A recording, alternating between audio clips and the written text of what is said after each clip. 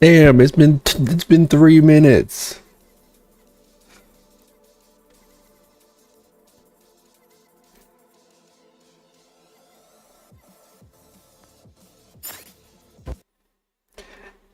Ciao. Hi everybody, welcome back to another Space-tastic stream. My name is Antonius Drosera, Captain of PRISMA and Space Mafia VTuber. Why am I lagging?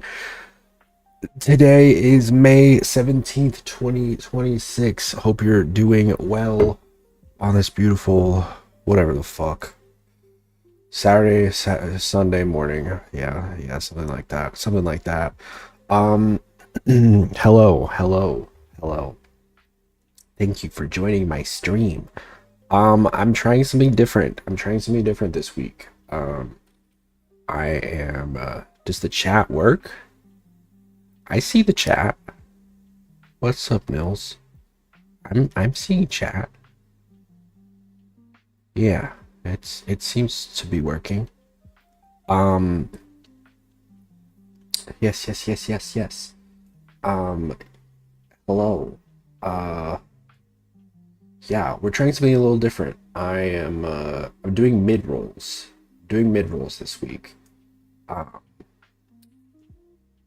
Because apparently everyone hates pre-rolls. So I'm doing mid-rolls now. I'm a mid-roll guy. So every half hour is 90 seconds of ads, which honestly, I don't know. I've always liked pre-rolls. I would prefer to just like get them out of the way, but I guess people like the mid-rolls. So I am open to feedback on how you feel about it. It's really just an engagement thing. I don't,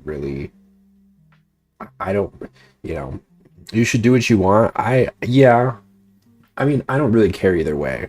That's the thing. It's like, I don't care either way.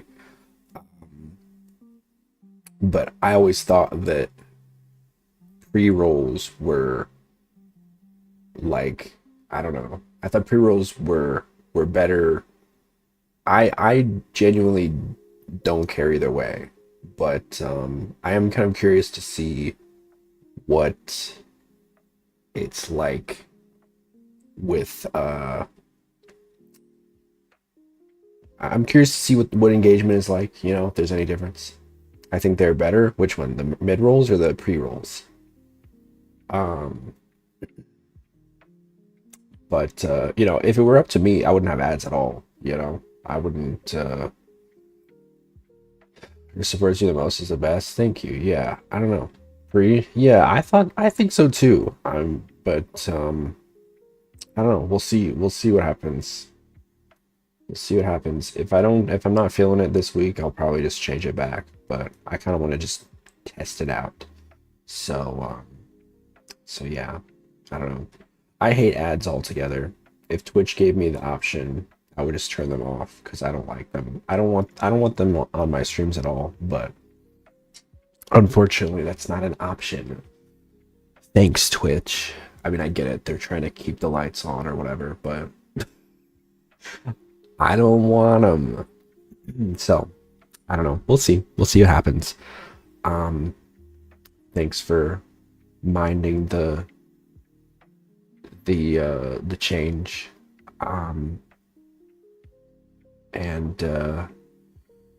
Yeah. What else? What else is going on? What else is going on in the world? This whole Maury Calliope thing I saw with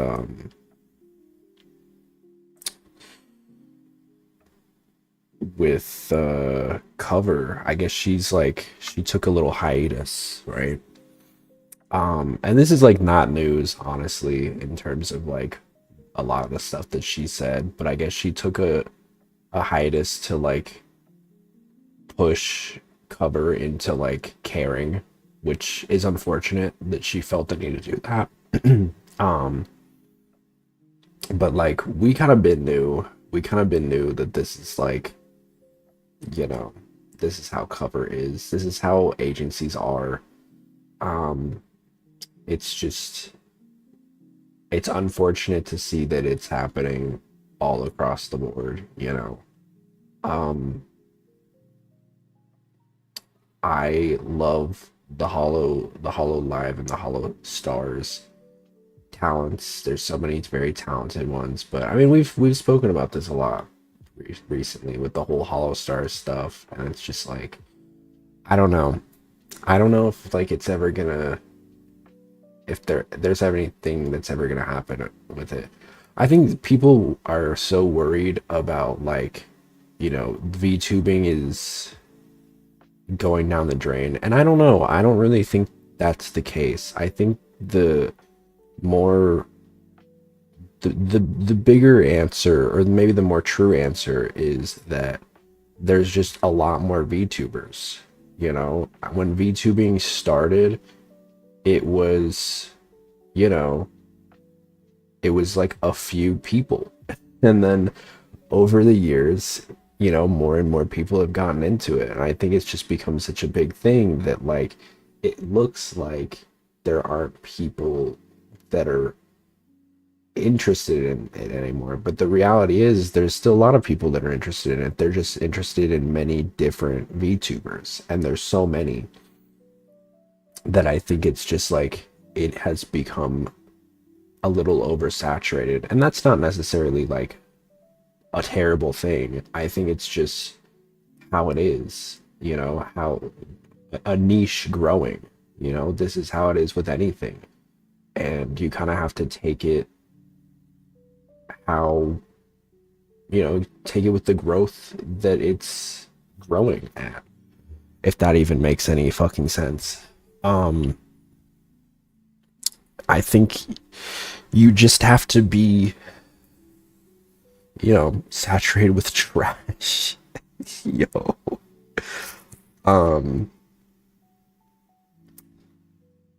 Regardless, there's a lot more VTubers, right? I mean, when I first started VTubing, there were already so many, you know. I was among many VTubers, and since you know, in the last 3.5 years that I've been a VTuber, it has been, you know, I've seen people come and go. It's just how it is.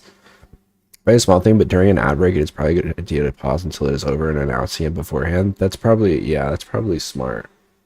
The thing is, I have it on auto, so maybe I should do it on manual so that I can have control over it. I think I can turn that off.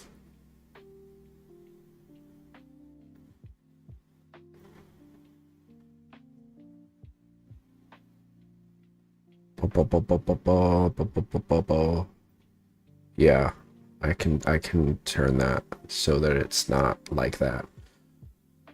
You know, it's unfortunate, you know. I feel like being in an agency, I think you should be, you know, there are certain things that you should be entitled to, right? If you, because you are an employee at the end of the day. And I think if those things that you agreed, some people have bots just to announce incoming ad breaks. Interesting. I'll have to look into that.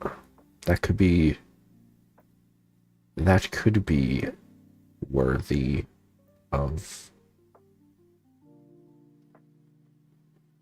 looking into.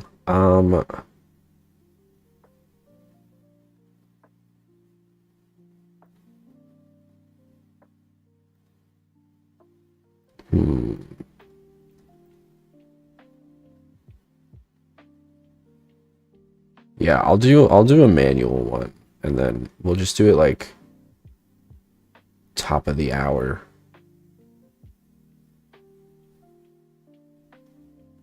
I guess we can do that.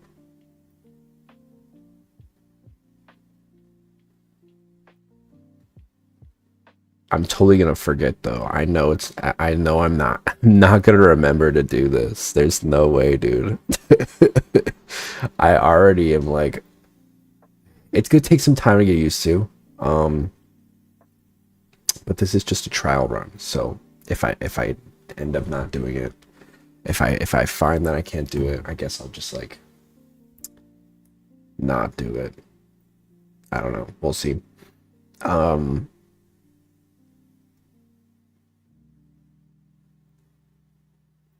what is the difference between ads scheduled and automatically scheduled and not automatically scheduled? Okay, I'll have to look in this later. I don't know what the fuck I'm doing. I thought I did going into this, and now I suddenly don't. Um, but yeah, maybe I'll look into a bot or something. Speaking of, well, no, I'll put a pin in that. Put a pin in that. I'm still not done with my Hololive talk. Um, I don't know. I wish the best for them. I hope that they are able to come to like some sort of agreement. Um, Start a timer for you. How long should it be? No, I can do it. I'm thinking I'm gonna do like a top of the hour, like every hour. I'll just do um well, starting next hour. Um I can just do a little ad break.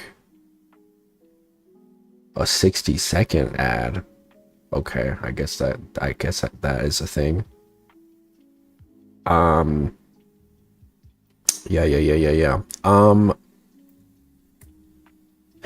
Yeah, I guess we'll do top of the hour next, starting next hour. Um Sorry, I'm still like figuring all this out. It's very new to me. Very new to me, but I wanted to try it. I want to try it because I've seen so many people say, "Oh, this is the best thing." So I'm like, "All right, sure. I don't care either way." Um if that's what people prefer. Um I don't know. I think being in an agency is definitely one of those things that you should have you should have a level of like, what's the word? Not comfort, but like you shouldn't have to worry about how people how you're going to make ends meet, in my opinion. If you're in an agency, you know, you shouldn't be worried about making ends meet. You shouldn't be worried about making your fans upset because of like logistic stuff, right? Those things should be taken care of for you, in my opinion. Um, because there's plenty of things that I can't do as an independent VTuber. You know, as much as I would love for like Prisma to have a manager, as much as I would love for like, all of us to have like consistent schedules, like that's just not a possibility, right? I'm very fortunate that I have like the time to stream every day because of like my job, but that's not something that everybody in Prisma has, right? That's not, we're not able to do a lot of the things that like a VTuber agency is able to do, and that's just something that I realize as an indie VTuber. It's not something I'm complaining about, right? But it's something that I just know is a thing, and you have to take that in stride. And the thing is like, if I see somebody in a VTuber agency that's having like the same issues as me, it's like, what is the point of an agency even existing if you're just going to be like, if you're experiencing the same issues as an independent VTuber, like that, it just seems silly. And it's kind of shocking that somebody like Mori Calliope, who is doing like literal like anime openings and shit, like is like having the same complaints about the company that, like, you know, Hollow Stars EN is having, that, you know, because I genuinely thought this was just like Hollow Stars EN was being left in the dust, but now it seems like it's just like everybody in EN. So I don't know, dude. I don't know.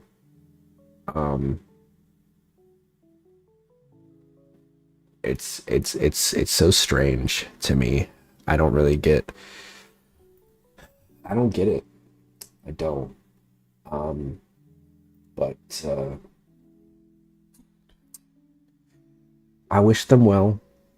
I feel like just jumping straight into Ace Attorney. I don't know about y'all. I'm thinking. I'm stinking thinking. It's top of the hour, so I guess I'll just run the ad break, and I'll get ready. How about that? We can do that, I think. Oh wait, it's doing it right now. It's doing it. Wow. It's doing it right now.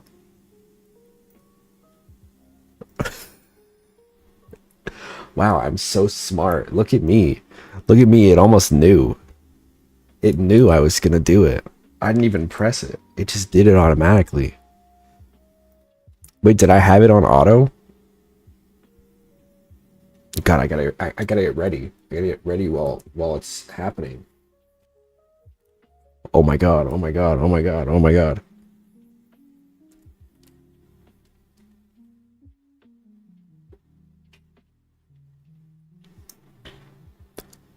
Is the break over? Is it over? How do I know when it's over?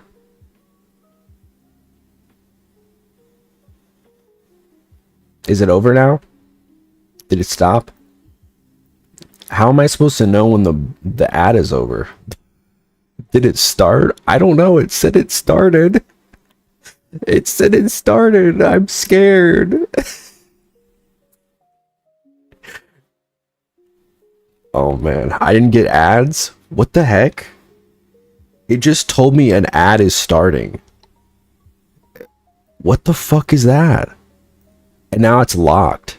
You recently ran an ad and must wait to run another. Excuse me? Excuse me?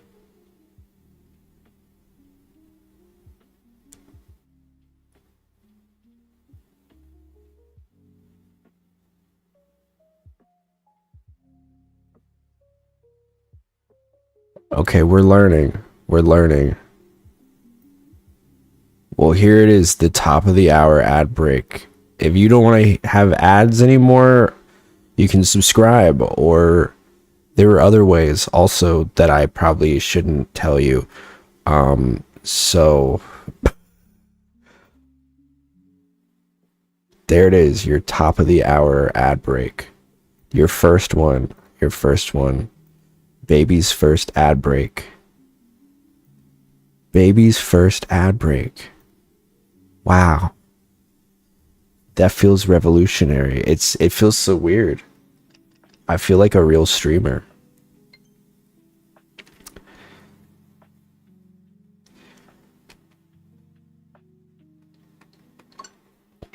I've been really obsessed with this coconut water song. Coconut water. My body is tea, coconut water. I like how she says it. Coconut water. We're playing Ace Attorney, the Great Ace Attorney, which takes place in, I think we determined, the late 1800s Japan / UK. We're playing as the distant relative of Phoenix Wright, whose name is Ryunosuke Naruhodo. And it's very interesting. This whole jury situation is quite a fun little new twist. I really do like it. I do really like it does feel more attorney or more courtroom-esque. What freaks are in here? Oh my god, so many. So many. I will give you a rundown of the case momentarily.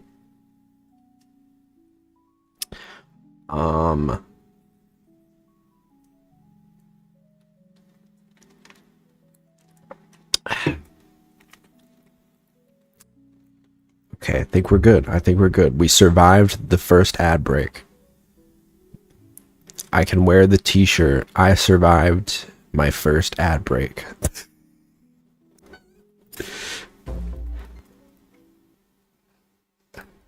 For those of us that were on a sabbatical, yeah.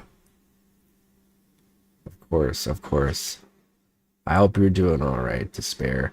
So yeah, our name is Renosuke. Not a hold all. We are a, you know, it's been a couple cases. But honestly, I feel like I can.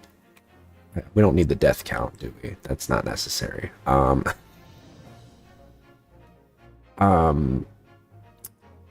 There was a lot of preamble. The first case was basically us becoming an attorney for ourselves, which is a terrible idea. Never do that.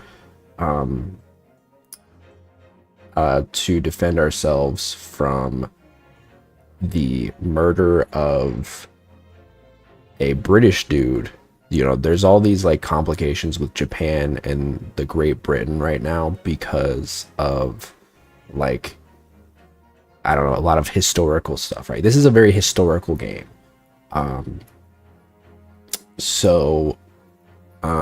fact that like a Japanese guy might have killed a British guy on Japanese soil was like a little, you know, kind of an issue for the whole like inner nation despair, or not despair.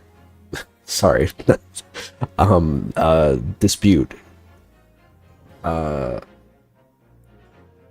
So that was the first one, and then our best friend slash boyfriend died. Me, what did I do? Nothing yet. He died in the second one, and that like kind of solidified like, okay, I want to carry the torch for my boyfriend. So his whole thing, our friend, I forgot what his name was, but he was going to do like an exchange program, or maybe he was just studying abroad. I don't know, whatever. He was supposed to go to the UK to do like a semester in law in the UK, because the UK has already like established their law system, right?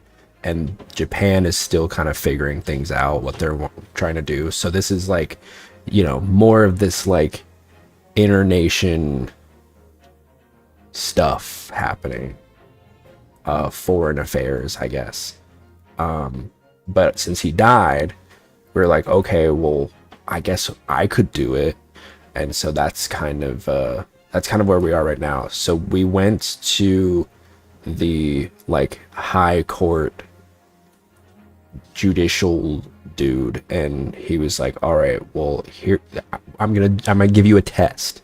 If you can acquit this guy who's like a really shitty dude. No worries, Nils. This guy's really shitty, but if you can acquit him, then I know that you're worth your salt, you know? So yeah, that kind of brings us up to pace on this case. So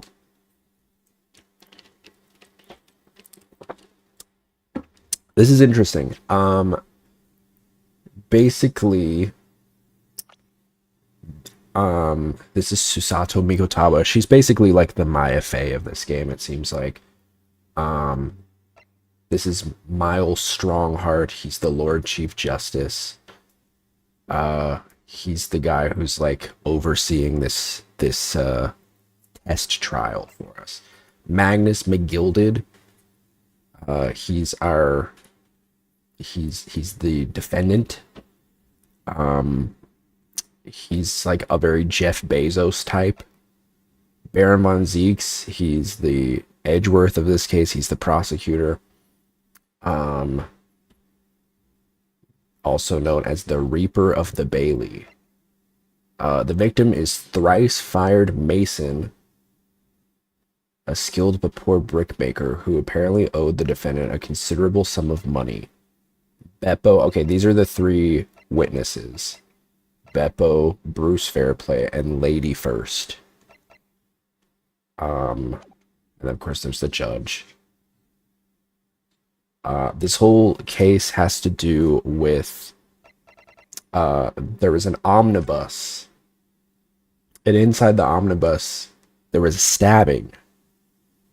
There's also this like sky, what do you call that? Sky view window.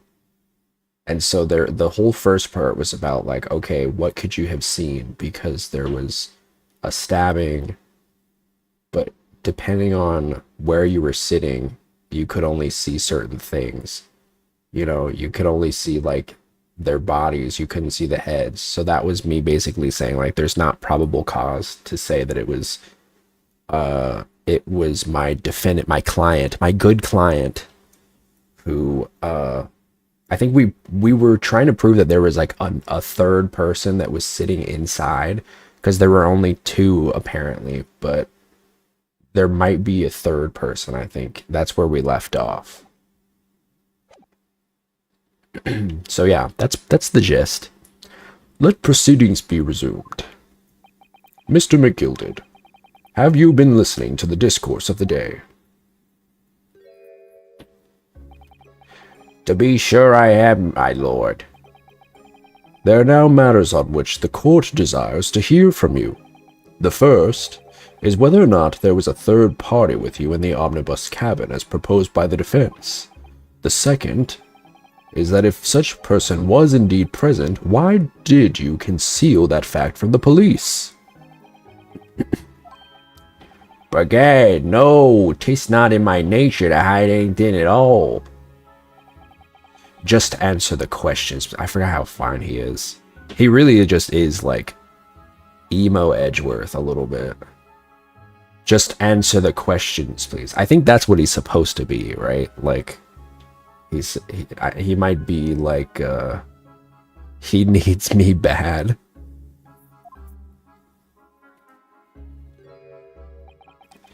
The truth of the matter is, I've been desperate about this all along.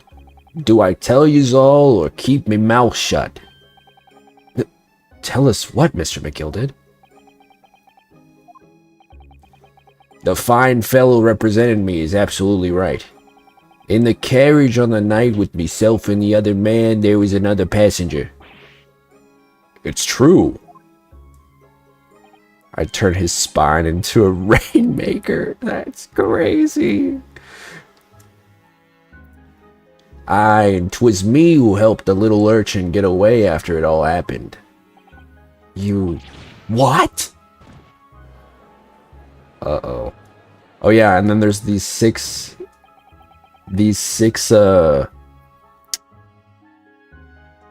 jury members, which is, I find, is really an interesting concept. So basically, if all of, basically there's this giant scale, right? And so each of the, it's almost like, it feels like a little like a game show almost, but like they all like will pound their flame onto either one side or the other, one side of the scale being like guilty and the other side being innocent. And if they all go on guilty, then we have basically like a last ditch effort to try to, like, you know, convince them that, you know, talk to them about like why they've decided that that the defendant's guilty. I really like it. I think it's interesting. It definitely adds a new twist to the game that I really like.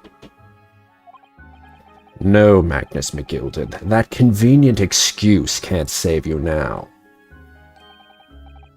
I'm truly sorry, so I am, Lord Banzig. I'm sure you'll be wanting to know why I said nothing when I was taken in by the police. I do be having a very good reason, I assure you. Which was? Well, the little child was just in the wrong place at the wrong time and not in any way involved. You see, there was a child? What? If the police had known the wee one was there, they'd have assumed she'd done it. They'd have hauled her into this here courtroom just like myself. I was only trying to spare her that. Young hearts and young minds are easily damaged, my lord. And who was this young child of whom you speak? That I don't know. You don't know? Aye, well, the wee thing just happened to be in the carriage that night. I never saw her before or since. We have absolutely no reason to believe this man. The prosecution calls for the witness's statements to be disregarded by the court. You know, I wouldn't be surprised if the urchin isn't here in this courtroom as we speak, listening to the proceedings. What? Uh-oh. Smoke. Whoa. Fire. There's a fire. Look, someone's trying to get away. After them. It's no use. Can't see anything through all this smoke. What's going on? Be careful, Mr. Naruhodo. Cover your face. Bailiff, don't let the accused escape. Secure the omnibus. Shit. I hereby call an emergency recess. Bailiff, ensure the defendant is in custody and clear the courtroom. There's always something in these fucking games, dude. We were hurriedly removed from the smoke-filled courtroom by the bailiff. Amid scenes of chaos as people stumbled over one another in their desperation to flee the chamber. We had no idea what was happening. All we knew was that, for the time being at least, the trial was suspended. I swear to God, if he ran away... If our defendant ran away, I'm cooked, dude. I'm so cooked. How am I going to defend a runaway defendant? The Adventure of the Runaway Room. Trial Part 3.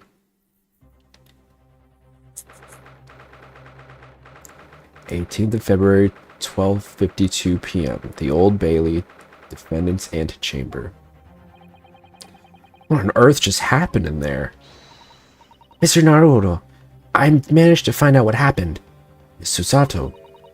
I was told it was an advanced form of smoke grenade, a type of exploding device that releases smoke. A smoke grenade? It sounds like the sort of thing ninjas use. They're just making sure everything is safe now. I think the trial will start again before long. But who would have done something like that? The police managed to catch someone who was trying to flee the courtroom, apparently. Flee the courtroom? Why? Well, it's a young girl of around 15, I hear. A young girl? Girl, you're 16. Then could it be the other passenger that Mr. McGilded was just talking about? My thoughts exactly. So he wasn't lying. Oh, what's become of Mr. McGilded, actually? There's so many things I need to ask him about, but he's not here. I think he was summoned to the prosecutor's antechamber to answer questions, along with the young girl. Who is she, I wonder? What was she even doing here at the trial? She was taking a huge risk, and for what possible benefit to herself? There is another matter that's troubling me. What's that? The 20 pence. Oh yeah, so if I'm not mistaken, they charge 4 pence per person. But there were only 4 people there. And then, so that would have only been 16, right? So at first we were like, okay, so then there must have been a fifth person, but then the guy was like, oh, I'm actually just upcharging people, I'm scamming them. But maybe there's another twist, I don't know.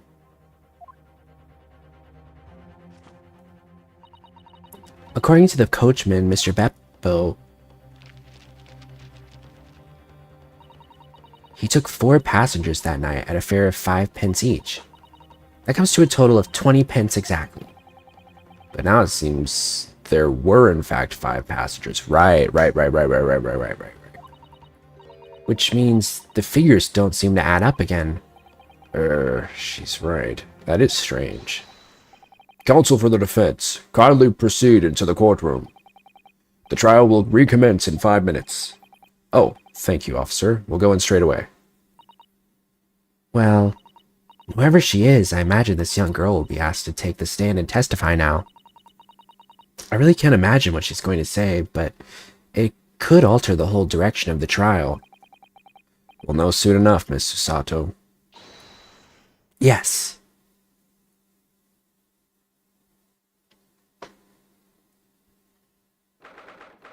18th of February, 1 o'clock p.m. The Old Bailey courtroom.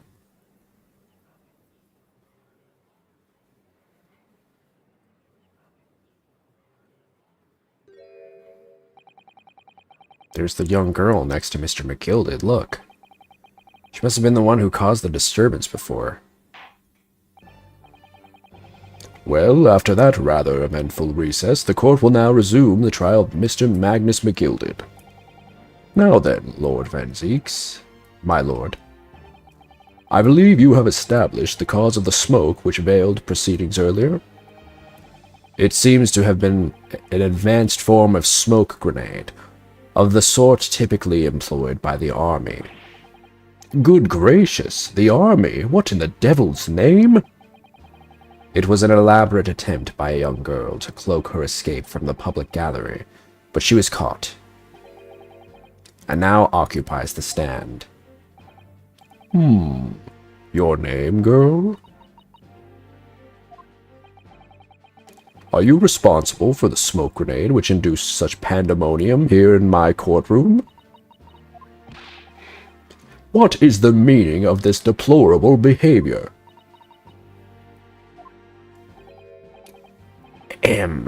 If I may, my lord, would it not have been easier to just walk out? Yeah, for real. I mean, she didn't even, like, she couldn't have even just left. I don't know why she was here in the first place. I'm sure they're gonna, like, say that, but... Yes, Mr. McGilded? I think perhaps I ought to explain here.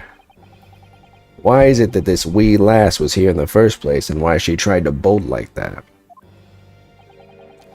'Tis all tied up with the events of that night, so it is. Very well, Mr. McGilded, give your testimony. You will explain to the court exactly how this young woman is involved in the case. Just what did happen that night? It's not like a defense lawyer needs that information or anything.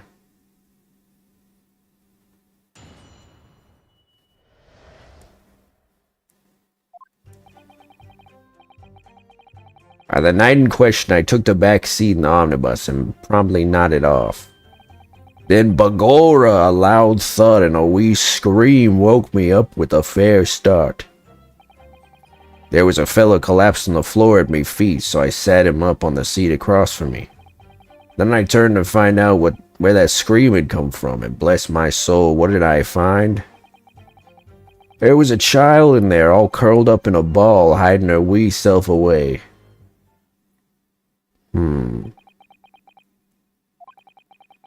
I remain somewhat baffled, I confess, but from what I gather, on the night in question, this young girl was indeed riding in the omnibus, is that correct?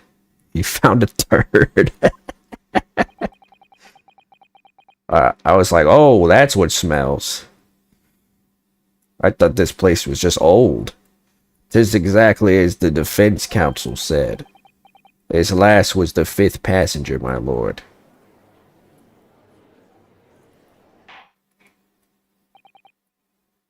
Very well. The defense may now cross-examine the witness. Are you ready, counsel? Yes, my lord. Or rather, no. I have no idea where to start. God, he's so pretty.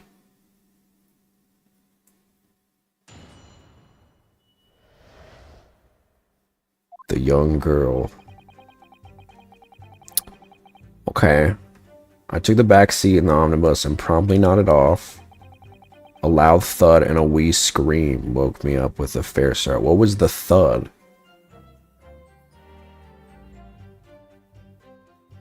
I mean, I'm guessing... Because would a stab make a thud sound? I don't know. I'm curious about that. A loud thud, you say? And a scream?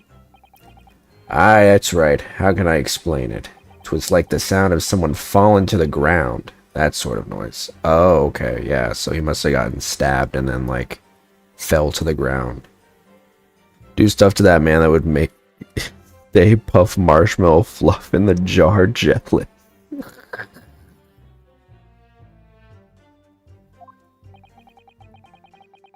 So you think it was the sound of Mr. Mason falling to the floor having been stabbed? Well, now, you'll remember I was asleep at the time, so I wouldn't like to say. When the sound woke me and I opened my eyes, there wasn't a soul to be seen in the carriage but the fellow on the floor. But you just said that she was curled up in a ball.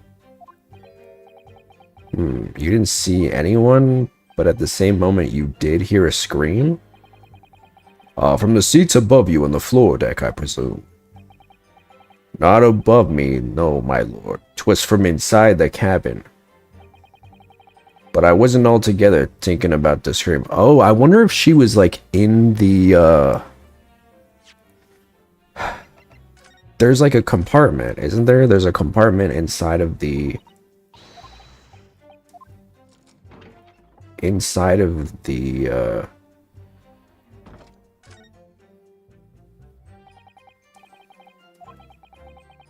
That's blood. Is something wrong? Oh, it's just, well, this blood stain is so obvious, that's all. Yet Van Zeek's made no mention of it. Suppose that does seem a little strange. I don't think we pointed this one out before. I have such a bad feeling about this. Yeah, if you open this up... I wonder if she was in here.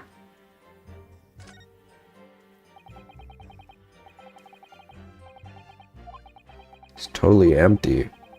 Something doesn't seem right here, but I can't put my finger on what it is. Wait, what? Wait, this feels weird. Because there was... I don't think this was here before. When we looked... I'm glad I actually looked at this. There was definitely... I remember there was stuff in here. Where's all the stuff? Is Van Zeek's, like... pulling some, like... pulling some shady shit? Because there was... I remember this one. I don't think this bloodstain was here. And there was definitely stuff inside here. So something changed during the recess, I think. That's weird.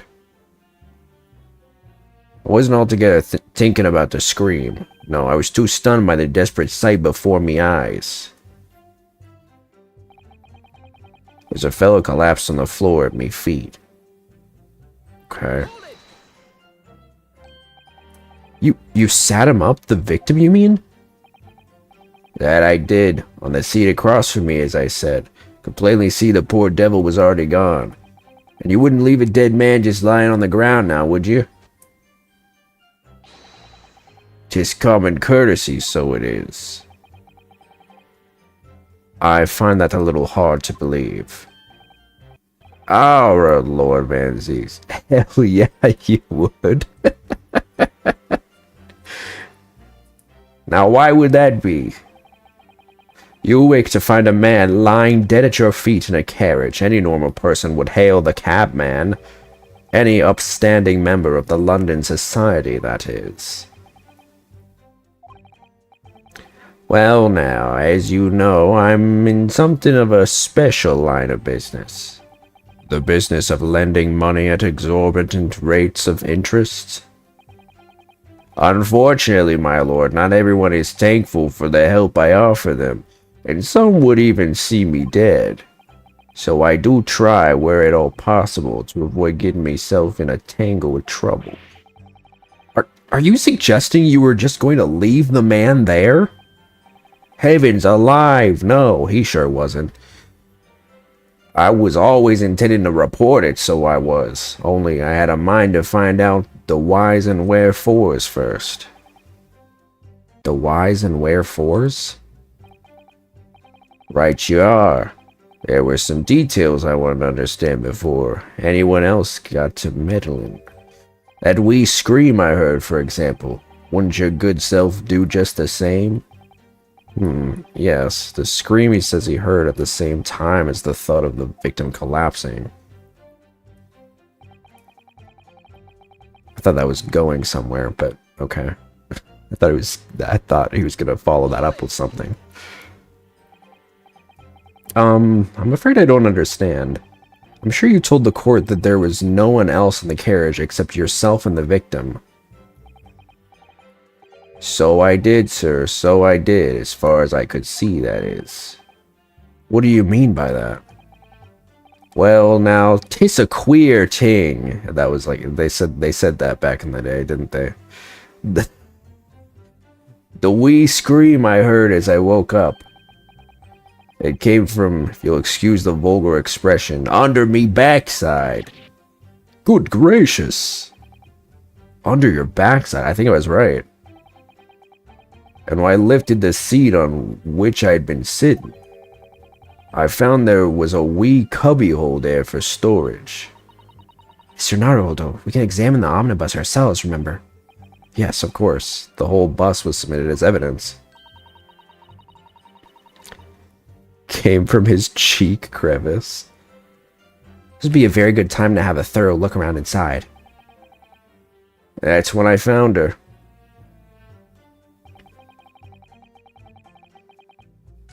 Okay, so she was in the cupboard.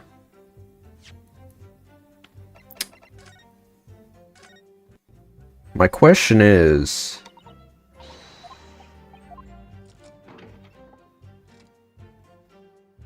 Yeah, that solidifies... I mean, that adds up. If he was sitting...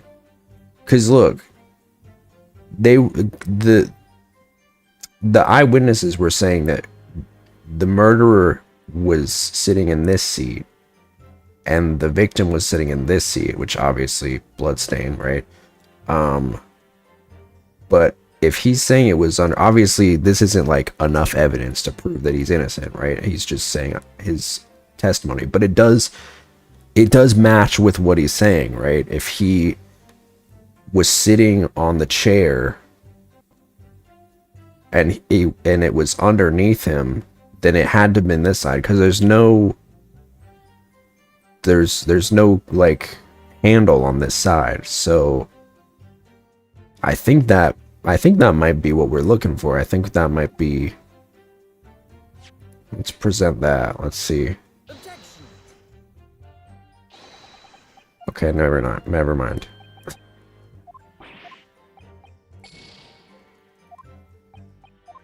I guess we're not objecting that, are we? That's an agreement.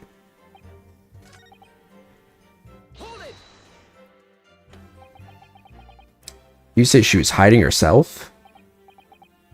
That's right. 'Twas hard to see in the dim lamplight, but she was all curled up in a wee ball when our eyes met. Well, me heart nearly stopped beating in me chest. Ugh, you really overreact.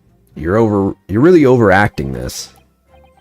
Still in all, I pulled her out from under there and sat her on the seat opposite so I could have a wee chinwag with her. The seat opposite? You sat her on the blood? The seat opposite? That's right, just next to the dead gentleman there. Oh, okay. You sat this young girl next to a corpse, sir? Well, as I'm sure I mentioned, A gentleman in my position can all too often find himself in mortal danger. So, I need to find out just who this urchin was, you see. Sat her on him, using him like a seat cushion. And while I was in the middle of talking with her, I heard another scream, a fella's voice this time. Presumably, that scream was Mr. First, who was sitting on the roof deck seats. Right you are again, I would say, sir. Looking down through the skylight, he must have seen this young girl and the gentleman with the knife in his belly. I don't think that's what he said that he saw, though. I thought he said he saw two grown adults. That doesn't add up. I vaguely remember there being two adult bodies sitting on the chair. So the scream doesn't add up there. In other words, the previous witness did not in fact see you at all, Mr. McGilded. What they believed to be yourself and the victim was in fact this girl and the late Mr. Mason? Aye, my lord. I was, as I think everyone understands now, sat at the back of the carriage out of sight.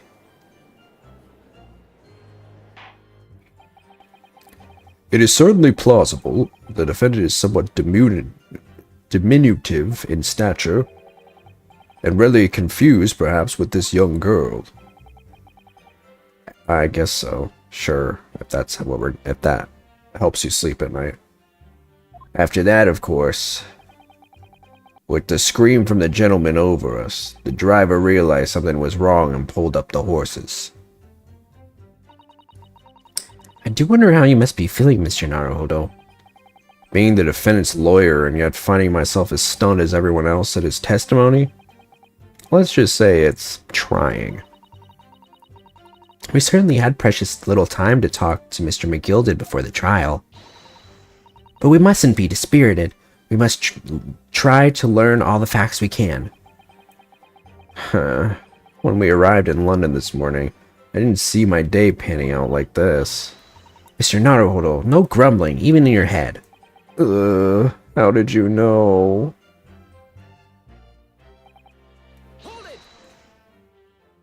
Guess I'll press this one.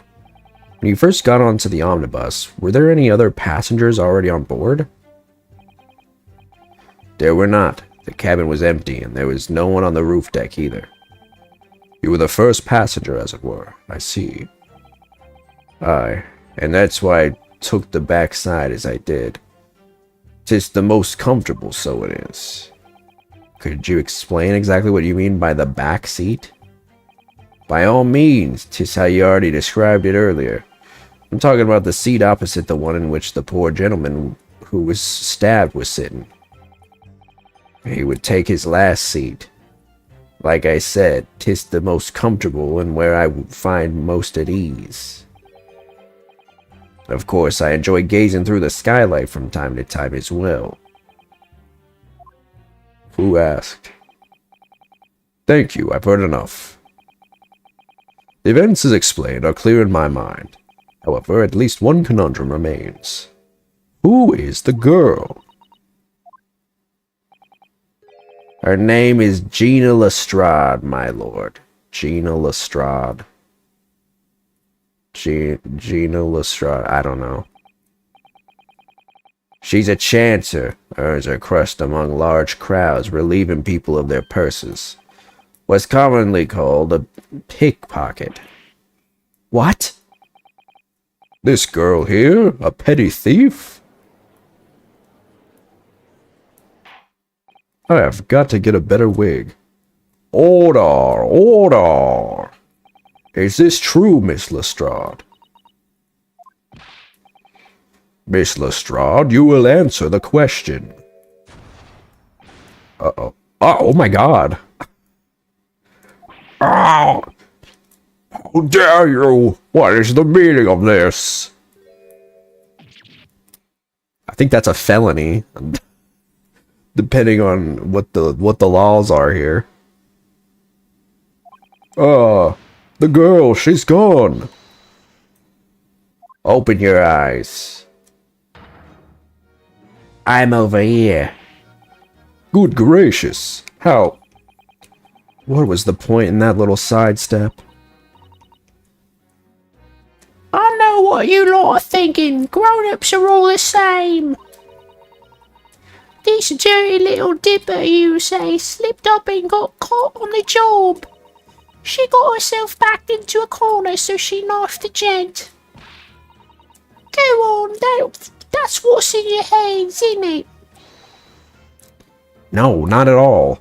This is a court of law. We're here to determine the truth, not cast.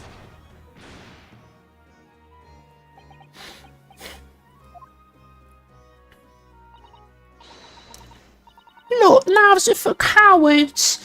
Only thugs use weapons like that. All I need for what I do is these fingers. Okay, I'm not doing the high voice. I'm a professional, alright. Maybe not in your eyes, but I got pride in what I do. Let me guess. You don't count smoke guns among weapons for thugs? Oh, this? Yeah, this was in a bag I left it the other day. Down where they keep the four-wheel drags. It's nice, innit? I like the pink best. Oh, do not wave that thing in my direction again. So, you admit that you were riding the omnibus on the night in question. Who is allowing me to drink on the job like this?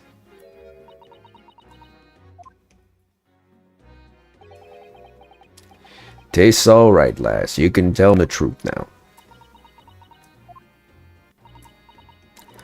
Alright, yeah. It's just like the Irishman said. Oh, he's Irish? Well, he's Italian to me. The court accepts this girl, Miss Gina Lestrade, as a valid and significant witness in this case. Accordingly, young lady, we will now hear your testimony, if you please. You will tell the court exactly what happened in the omnibus on the night in question.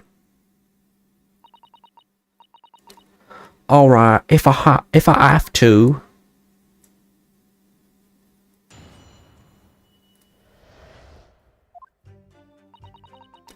So it's not inside the carriage before they hooked up the horses, just like always. But it was right old waste of time. I got nothing to show for me troubles that night. I'll tell you, I can't see a blind thing in that hiding place. It's pitch in there. Then after a while, I hear this loud bang, nearly jumped out me skin I did, and the scream just came out. It's because of that this swell found me. He did help me get away, mind. Yes, he let you go. I fail to understand why you would let this street urchin go, Mr. McGilded. Oh, 'tis simplicity itself, my lord. You see, she couldn't possibly have killed the other passenger. I knew that for a fact. How? As I'm sure I said before, sir. She was underneath him. I was sitting right on top of the place where she was hiding herself. Yeah, but like... But you also fell asleep. I mean, I guess you probably would have been able to tell if somebody was like trying to deliberately move you. I was sitting right on top of the place where she was hiding herself. I think a demonstration is called for. Why? I don't think that's necessary, Judge. You want to put the child in the compartment? This is where I sat that night. And the cubbyhole of which you have spoken is underneath this seat, I presume.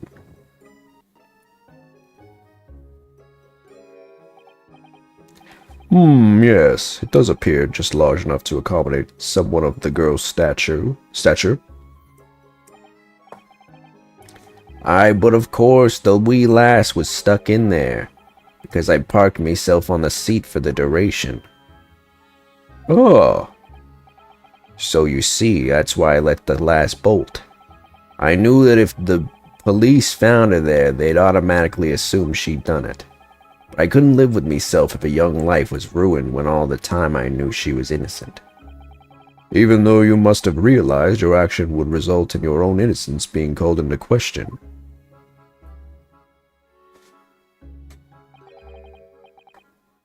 Not at all, my lord, not at all. I knew in my own heart that I was innocent. So I thought it was worth taking a punt on my own good name for the sake of this less fortunate lass. My goodness. What a perfect gentleman. My lord, this fine example of a man cannot possibly be guilty of a heinous crime like this. That's obstruction at the very least, yeah, for real. I'm ashamed of myself for ever doubting you, sir. Ooh. With calm, calculated reasoning, one arrives clearly at the truth every time.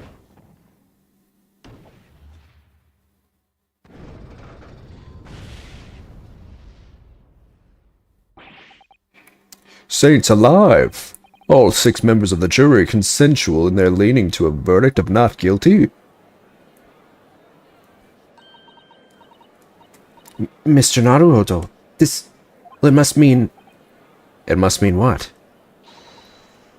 That we're victorious. I don't think that's quite right. We've won? Are you sure?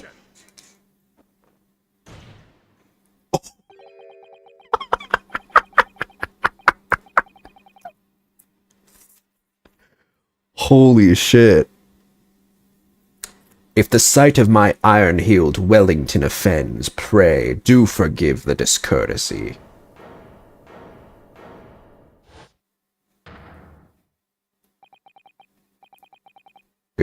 I think I'm stuck.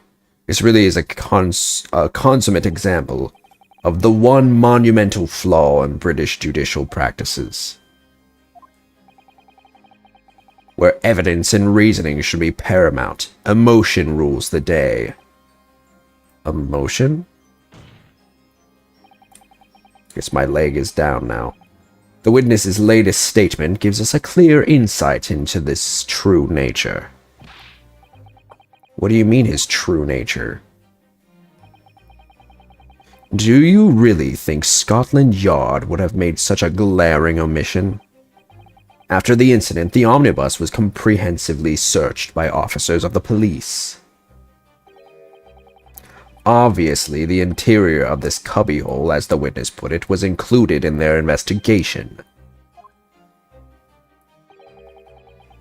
The compartment under the posterior seat was full of the coachman's belongings. It's noted in black and white here in the police report. Good lord! The evidence has been tampered with. In order to corroborate Mr. McGilden's story, someone has unlawfully removed everything from under the seat. Oh shit. What? So it wasn't him, it was someone else. Order! Order! How could such a devious contrivance possibly have been effected, counsel? Naturally, we must acknowledge the deficiencies of the constabulary. What? All these fucking words, dude. The constabulary in allowing this to have happened. However, I assure you, when the omnibus was wheeled into the courtroom this morning, the compartment under the seat was not empty. He's right. That's true. Well, my Nipponese friend? Me? When the Constable Lueri? When the carriage was submitted as evidence, doubtless you examined it in fine detail, as would any self-respecting practitioner of the law. Actually, we did. Pray, what did you find the condition of the underseat compartment to be? Oh, to be sure, the young gentleman will be able to clear this up in a jiffy. Sorry? Go ahead. You tell the court now, fella. How this is all an elaborate excuse by the desperate Lord Van Zeeks. I'm starting to think Mr. McGilded may actually be guilty.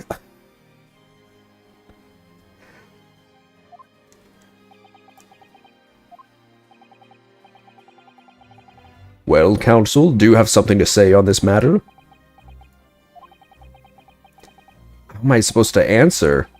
What can I say about the state of that little compartment under the seat of the omnibus? I mean, I didn't look. It wasn't empty. I really don't know if giving this answer is helping my cause as a counsel for the defense. As far as I remember, at least, when I first examined the compartment, I'm fairly certain there were a number of articles inside it, yes. Are you sure, counsel? Aura, bewitched! What are you saying now, you daft daw? I thought you were on my side here. I am, but I'm also on the side of truth, brother.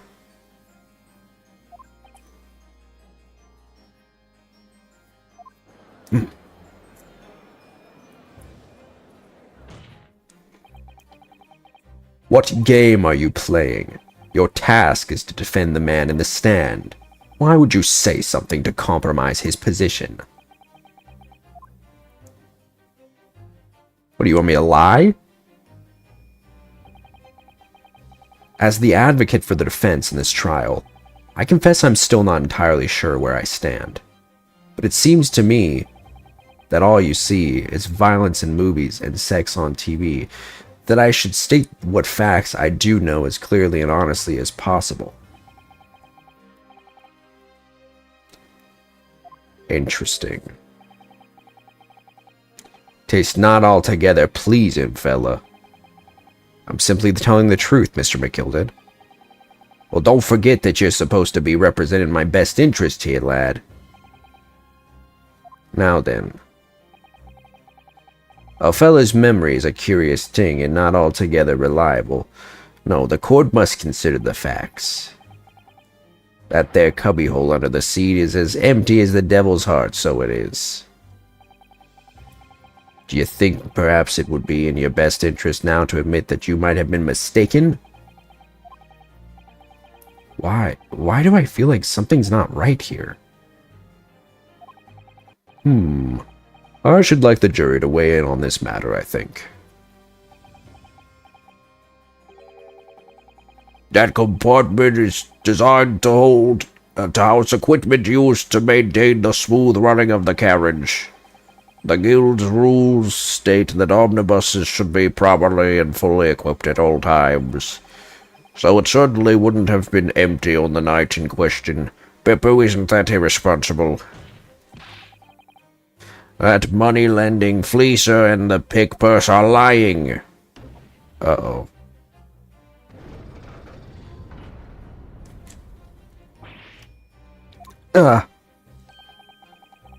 I can't believe I was nearly taken in. The stinking rich are always stinkers. Nothing but cowards, the lot of them. What? Oh no. It's a trick. Of course it's a trick.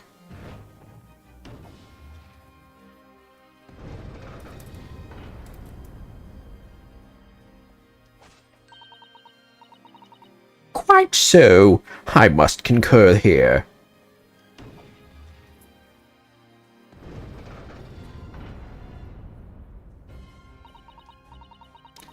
With calm, calculated reasoning, one arrives clearly at the truth every time. Yes, but every time a different truth, it seems.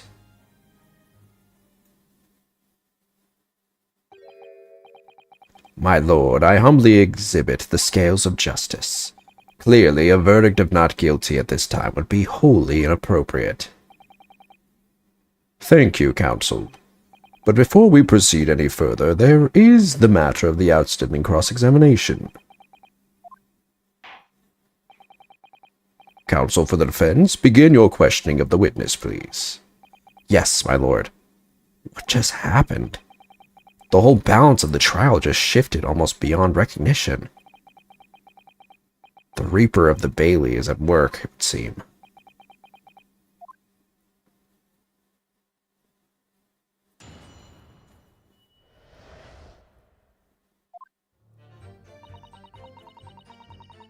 Snuck inside the carriage before they hooked up the horses, just like always. It was just like always? Right, 'cause she's a pickpocket, so she probably does this a lot.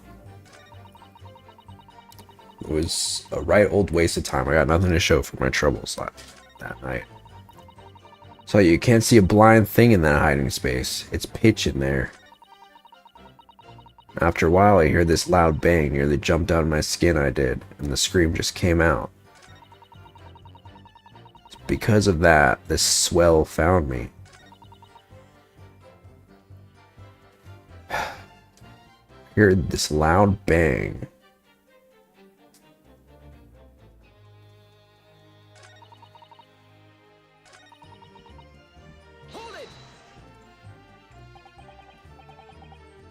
When you say a loud bang, do you mean the noise of someone falling to the floor?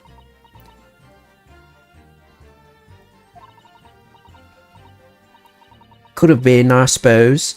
I don't remember so well. Point is, it made me jump. And you let out a scream involuntarily? That's right.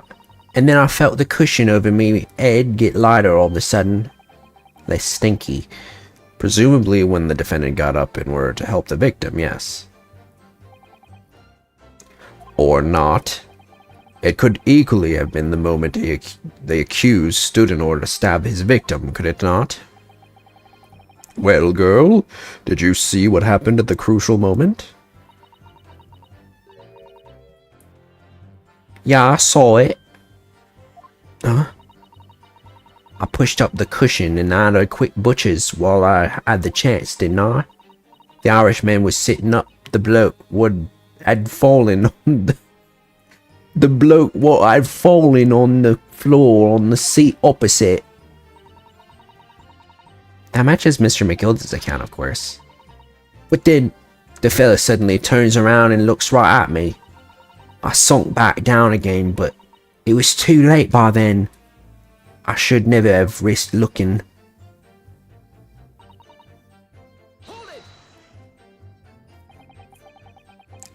And when Mr. McGilda discovered you, he pulled you out from your hiding space? I was scared stiff, I was. He dragged me out and sat me down on the seat and all. So British is choking you, I know. Next to the victim, Mr. Mason? Yeah. The bloke had a knife in his guts. He was still bleeding. Then the carriage lurched a bit and he ended up falling onto me. Ugh, how awful. Both my hands got covered in blood. It made me feel sick as a dog. Both her hands covered in blood. That must be what the rooftop passengers saw. Oh, yeah. After that, I believe you talked with Mr. McGilded for a while, is that correct? He asked me some stuff. Wanted to know me name and what I was up to in that. Then I heard something was from up above. Someone screamed. Yes, Mr. First on the roof deck, one would presume. Well, I didn't want no one seeing me face, so I didn't look up. Then the horses were drawn up smartish, and this here Irishman says to me, "Get back under the seat. I'll see what you can get away with. See that you can get away later." All 6 members of the jury had decided the defendant was innocent. For one brief shining moment, yes. It's clear that they are all still very unsure. If we could just find some conclusive piece of evidence among this new testimony, I'm sure we could clinch the verdict we want. Yes, I think you're right. I have this feeling. Something's bothering me, but I just can't quite put my finger on it.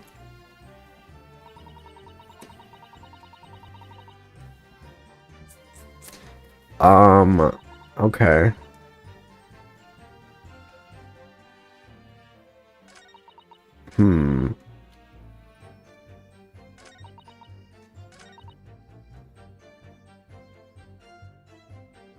I don't know. I feel like they might be in like cahoots, and that's why she's here today.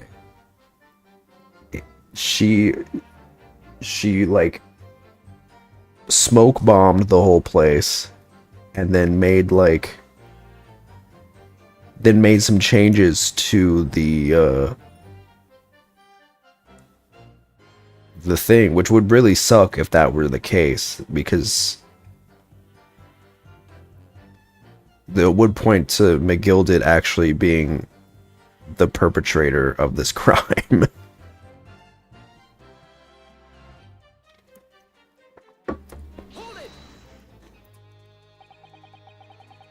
So you couldn't see out into the cabin at all? Not a jot. Most days I push the cushion up with me head and look out the crack. Then I can have a butcher's at who I'm gonna fiddle. I thought you were a pickpocket, not a butcher. I mean, I can have a look. The seat I got and I get under ain't as plush as the other one, see? So most of the time the passengers plant themselves opposite. But for some reason that night, this here Irishman spent the whole journey right over me head. For that reason, you weren't able to push the cushion up to peek out. Let's see. I thought he said that was the best place to see. I guess that's up to interpretation. That's it's up to whatever, up to the person. But you know what's not up to the person, and it's up to me, is the top of the hour ad break. Terrible segue.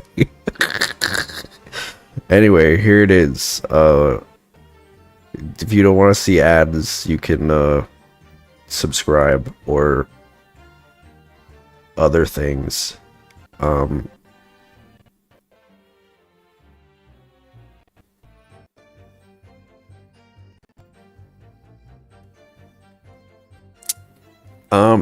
This is interesting. I don't know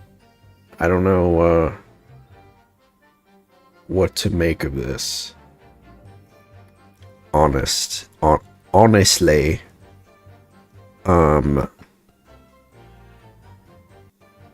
it's very it's hard, because I'm like, is this gonna be a situation where they end up making the defendant actually guilty? Because usually in these games it's not, right? They end up being innocent. Only one played. Huh. Your community is back.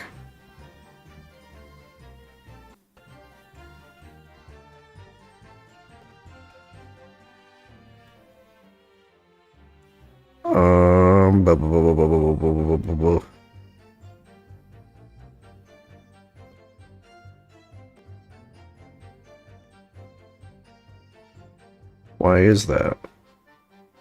Why does it only do... Yeah, why does it only do that?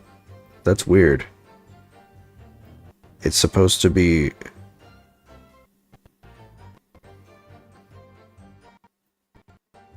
more than that. Oh, I can do it so it does a 3-minute ad break. That's what I need to do. Okay, cool. I'll do that next time. I'm learning. No, don't run another one. Don't run another one. Don't.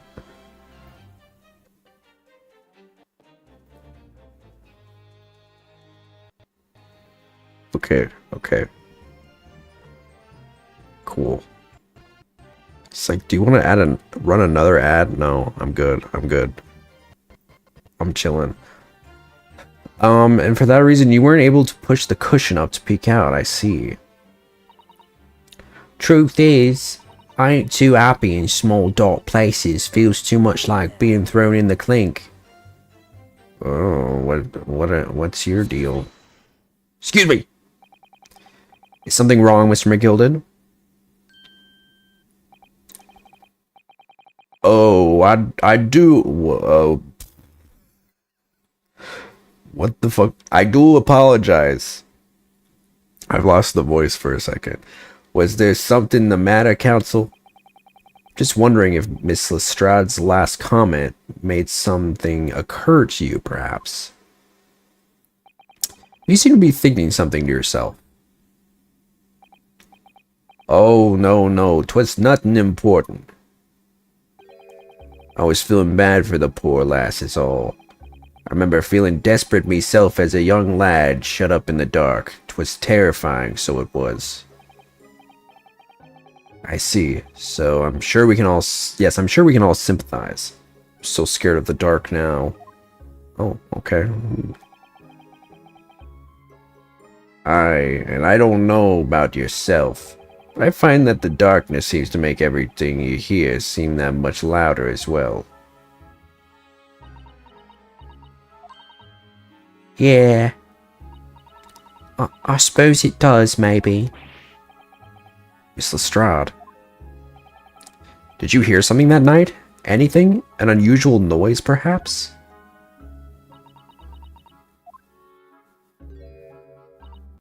Nah, not really.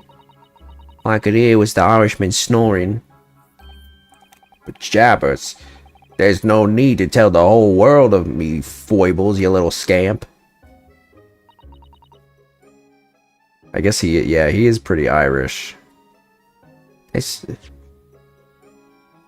no need to tell the whole world of mean foibles, you little scat. I cannot do an Irish voice. What a pity.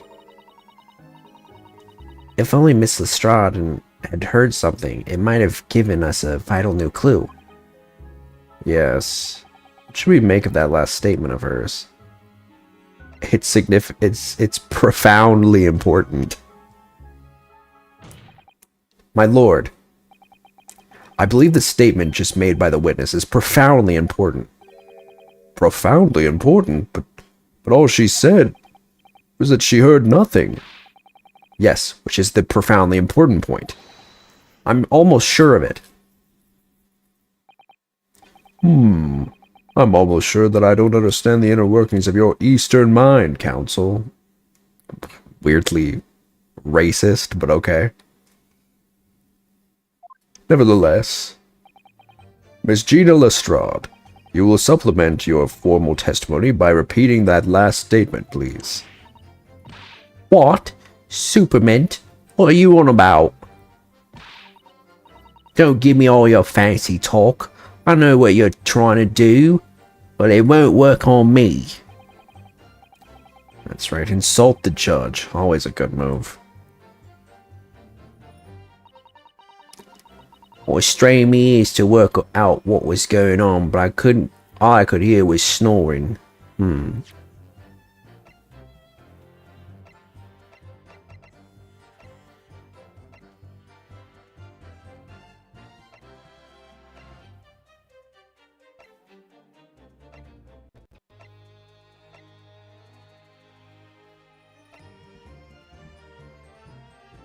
Wasn't there a banging?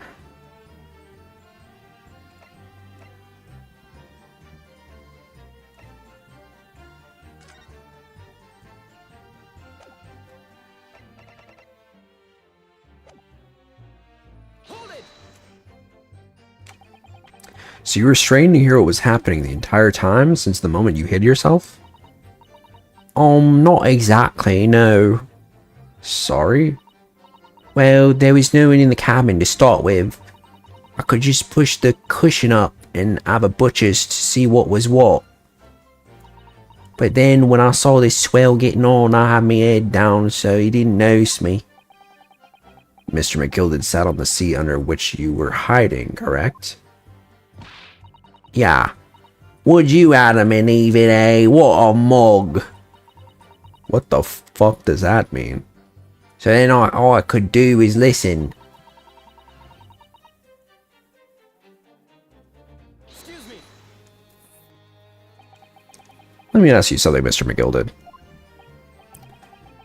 Oh, and what would that be, fella?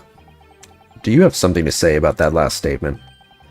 No, not really. I'm altogether happy with what's been said. Gotta be the ass still and all. Here, have yourself a tip. Ah. So you think I was asking after his general well-being?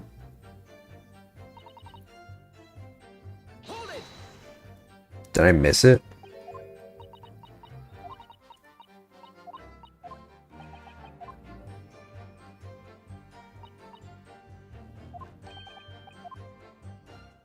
Wait, this is the wrong one.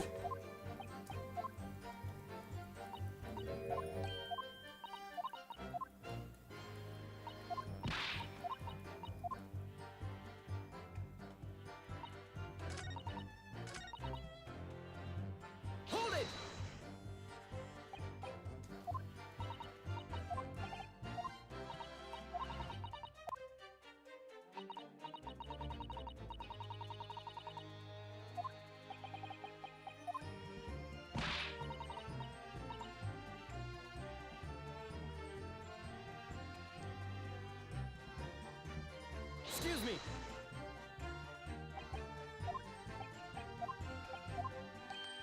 I guess he was just reacting to her screaming, I guess. Alright. My bad.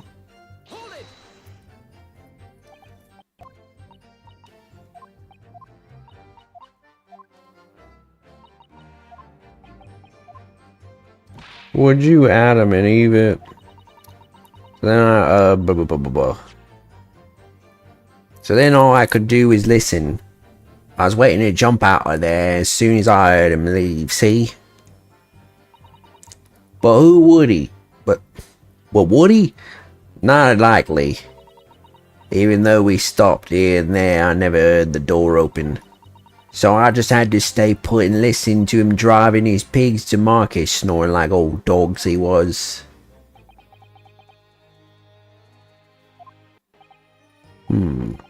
Any conclusions we can draw from that, I wonder? It doesn't add up. Miss Lestrade, what you have just told the court is clearly at odds with the facts. Oh, At odds? Are you sure, man? Absolutely. It seems my learned Nipponese friend is not as dull-witted as I feared.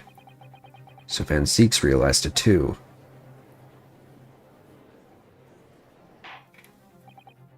Counsel, I must insist that you bolster your claim with evidence, or some complicit party's name at the very least. Yes, my lord. I expect you to demonstrate this alleged contradiction to the court. According to Miss Lestrade, while she was hiding in the omnibus that night, she heard nothing but the sound of Mr. McGilded snoring. Think, Reinosuke, think! He's so cute. Something else she would have heard.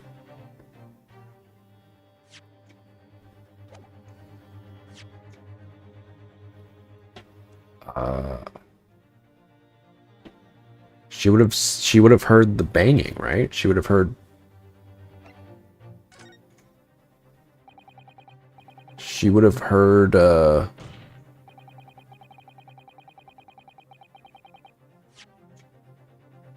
Allow me to elaborate on a particular sound that Miss Lestrade could not have failed to hear on the night in question. The sound very clearly explained by the presence of the following person.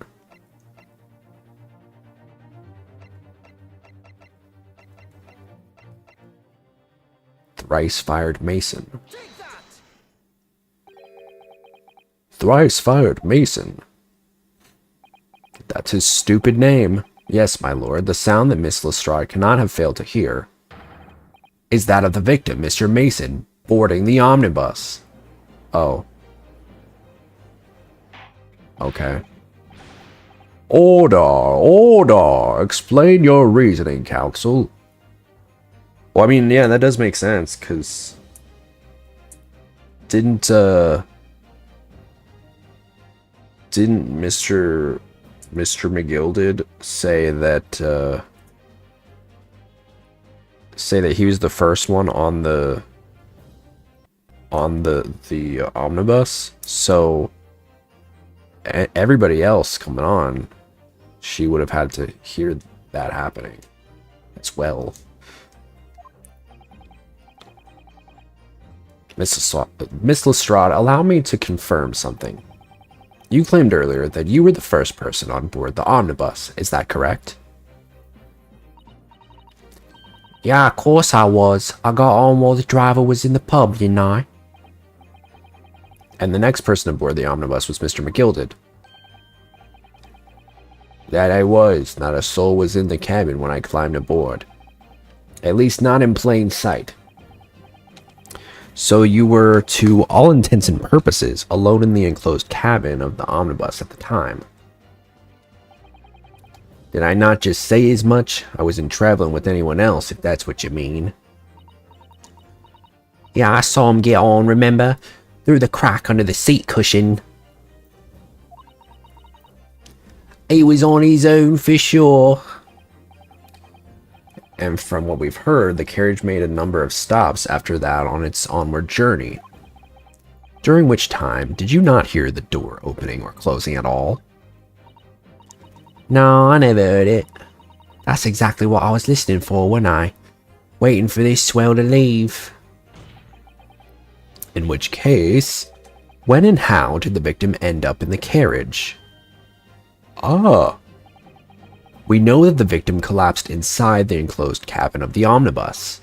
Therefore, Miss Lestrade's statement about what she did or did not hear is at odds with the facts. Ah. Yes, this petty thief's statement was clearly flawed. Lord Van Zeeks, what does your sexy ass have to say about this? Yes, he knew. He knew all too well that there was an inconsistency in Miss Lestrade's statement. It would seem words of thanks are in order for my learned friend. What are you talking about? You have demonstrated matters impeccably. This witness and her colorful statements are entirely unreliable. Her words are convenient untruths, nothing more. He's dead right. How could the victim possibly not have boarded the omnibus? That makes no sense whatsoever. And this girl is a pickpocket. Let's not forget that. Ooh.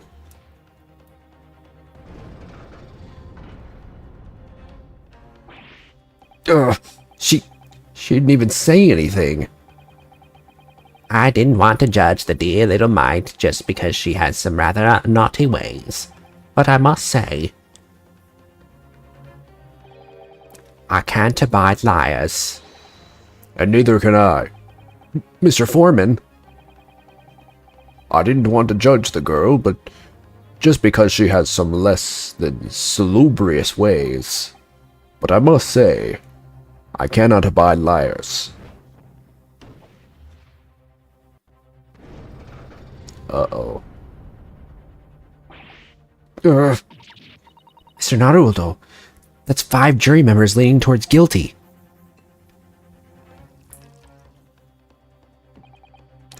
Well, your consideration for others is refreshing, my Nipponese friend. To the considerable troubles you have spared me.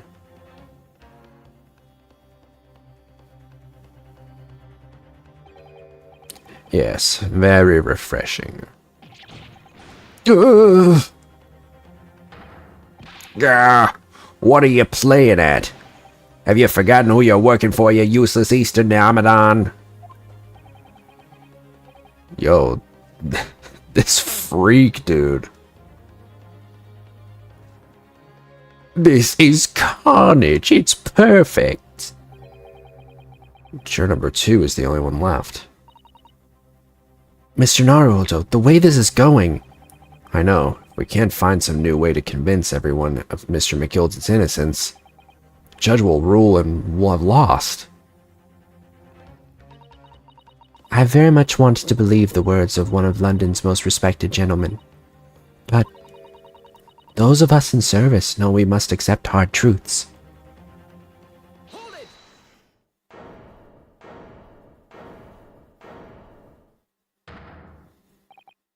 Yes, the witness's last statement seems to have revealed a critical inconsistency in her story. However,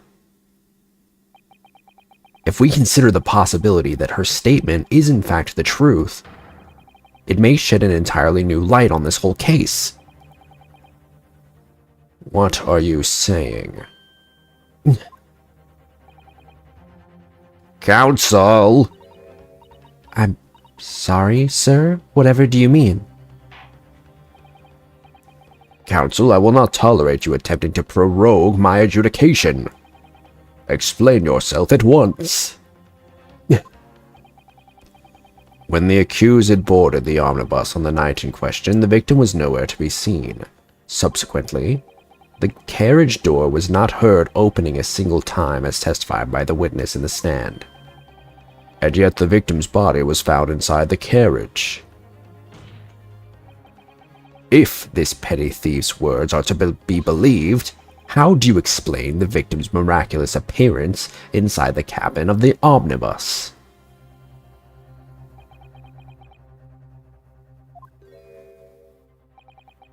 There's only one way to explain how the victim came to be inside the carriage.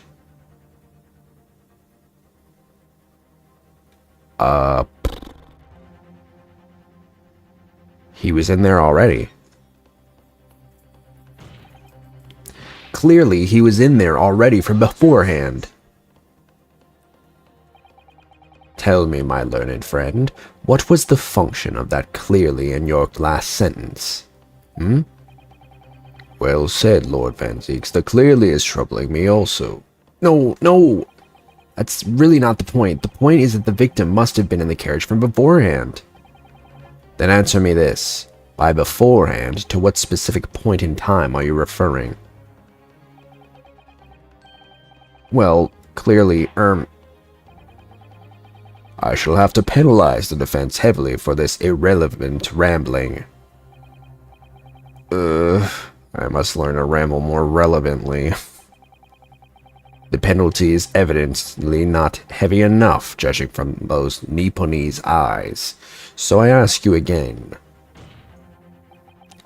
If this petty thief's words are to be believed, how do you explain the victim's miraculous appearance inside the cabin?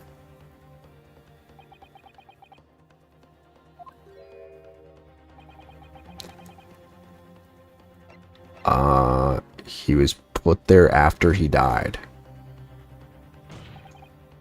Obviously, the victim must have been placed in the carriage after he was killed.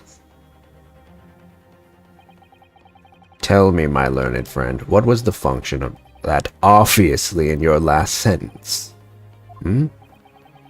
Well said, Lord Van Zeeks. The obviously is troubling me also. No. It's really not the point. God damn it.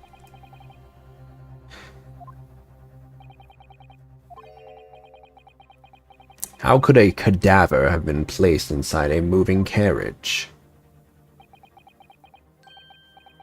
Well, obviously,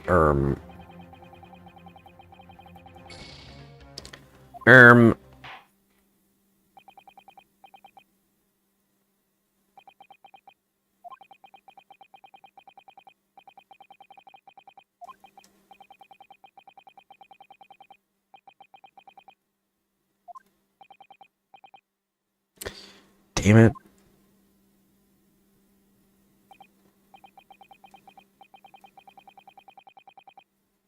Guilty. Guilty. Guilty. Guilty. Guilty. Guilty. Guilty.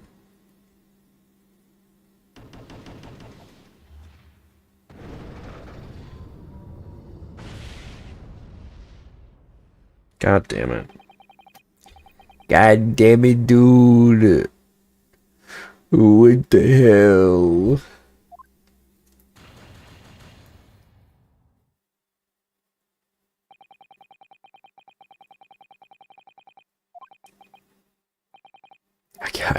I got it wrong twice. What was the other answer? There was another entrance?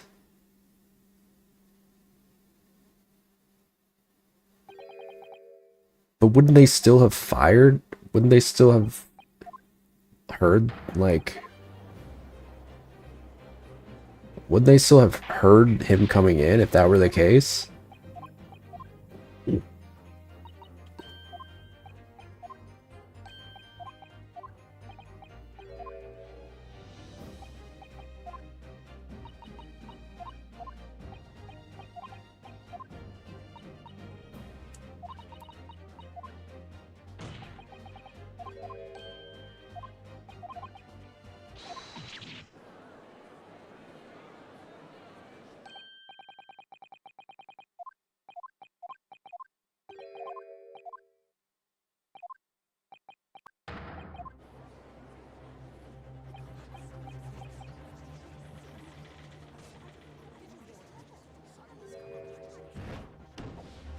I gotta play through all this again.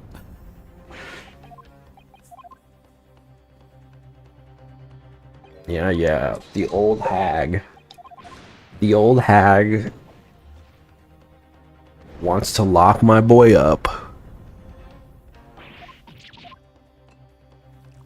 At this point, I want to lock him up. He is sketchy as hell. This is like one of the first times where I'm like, I just don't even want to... I don't even want to defend this MF.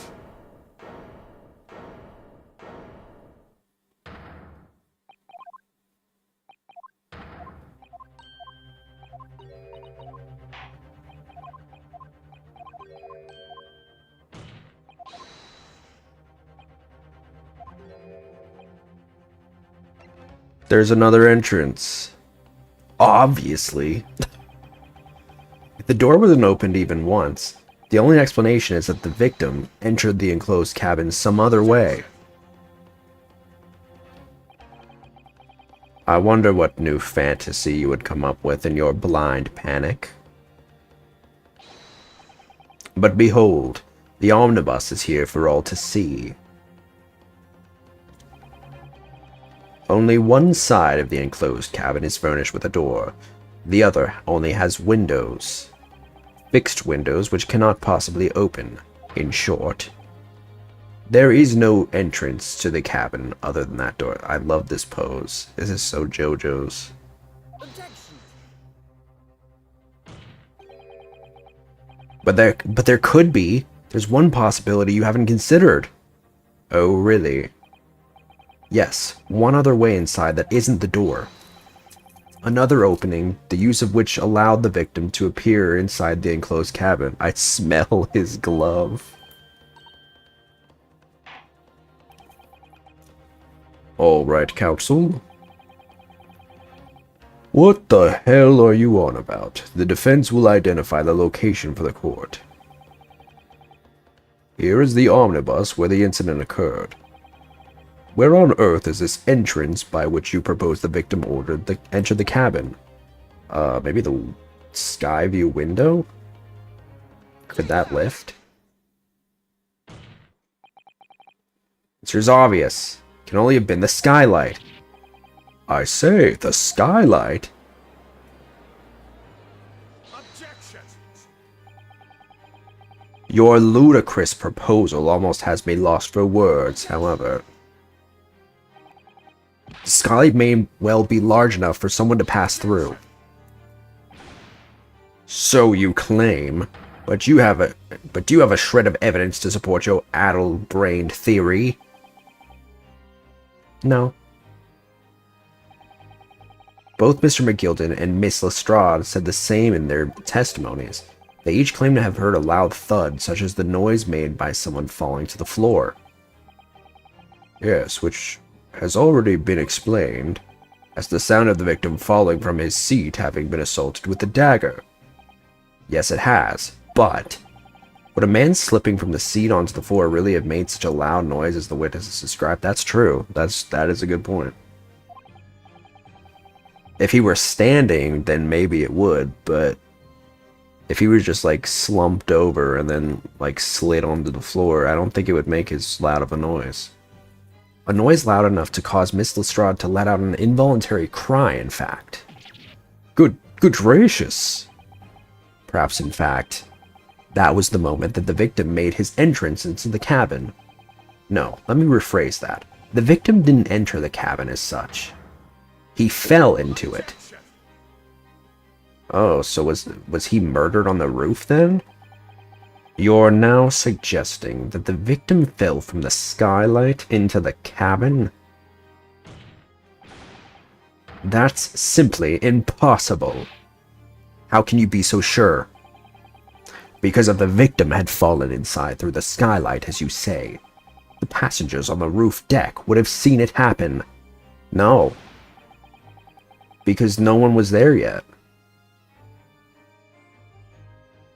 The only person that was there so far was McGriddle or whatever the fuck his name is.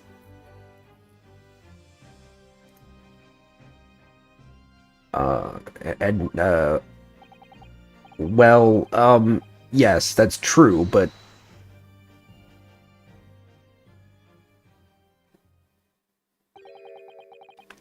might a humble fella make a wee comment here? Mr. McGilded? To be sure now, the two fellows who were sat on the roof that testify for said nothing of the victim falling through the skylight. But it seems to me, my lord, that 'tis not so much a case of them not saying, but... Aye... 'tis a case of them being unable to say. Oh, yeah. What? I think perhaps the two fellas do be having something of a compelling reason not to mention what happened. Would yous not agree, fine ladies and gentlemen of the jury? Oh my goodness, surely not. Those two chaps on the roof? You mean the ones who stuck the knife in the man were... Ah!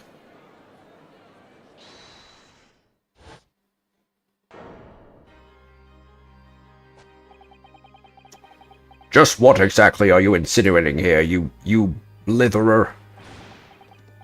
My god, what is happening? You rotter, he said, you rotter. What are you insinuating? What is he doing?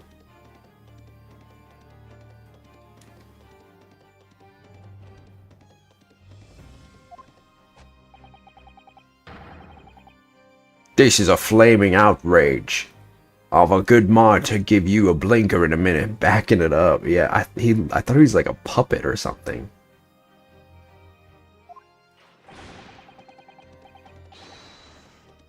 He'll give you a shiny in a minute, he said, and so will I.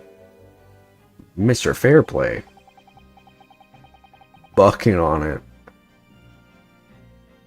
You're effectively accusing me, a city gentleman and well-respected banker. And me, a very angry hatter. Suggesting that someone like me could have stabbed that man in the guts, it's a disgrace. It's scandalous. I protest. I protest in the strongest possible terms. That's right. I protest too, about you rotten scoundrel.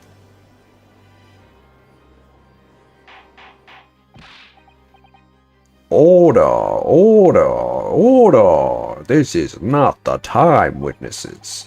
I will not permit this wanton invasion of the stand. Return to the anteroom at once. But this is beyond reason, my lord. Ugh, it's outrageous. It's very hurtful, you know. My lord, if I may comment. Go ahead, Lord Van Zeeks. It was the defense that incited this outburst from the witness. My learned friend has been fit to abandon all protocol and accuse the witness without proof. Accuse? I never intended to. It seems, yon Nipponese, that your command of the English tongue is wanting. You propose to this court that the victim fell through the skylight from the roof deck of the omnibus. That hypothesis cannot possibly stand without the rooftop passengers being aware of the events. You have branded these gentlemen liars. You have intimated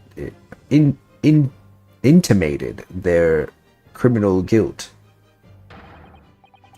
In our British courts of law, that is what is termed a baseless accusation.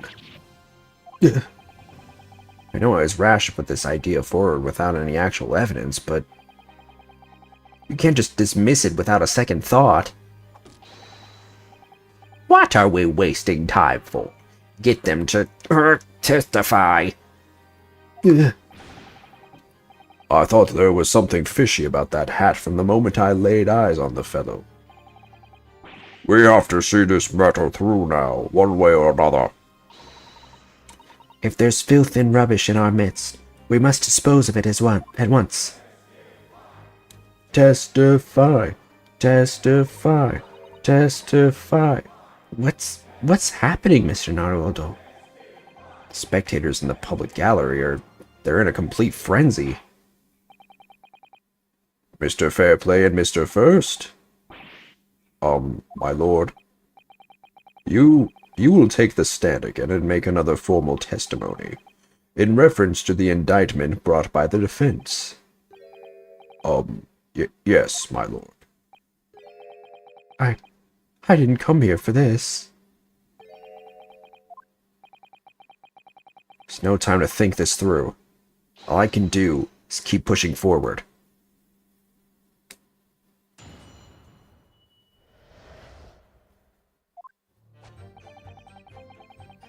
We were the only two people up on that roof deck. Dead or alive, I can swear to that. If anything had happened where we were sitting, don't you think one or the other of us would have noticed? In any case, neither of us know the first thing about the victim. We had no reason to kill the man. The skylight was shut the entire time, I tell you. Oh, it's okay. That's his coat. I thought that was like his ass just like twerking up in the air. I guess that makes a little bit more sense.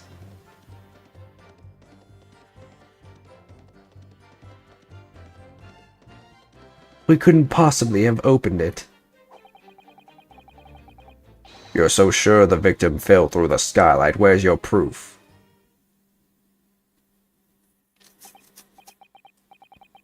I mean, I'm sure he is still twerking, but I don't think he has that much ass. I must say that on listening to this testimony, it is somewhat hard to imagine how either witness could have performed any malevolent act on this open rooftop deck. I don't know, can it even be opened? Have we even, like, made... Oh yeah, no, there's a latch. There's definitely a latch.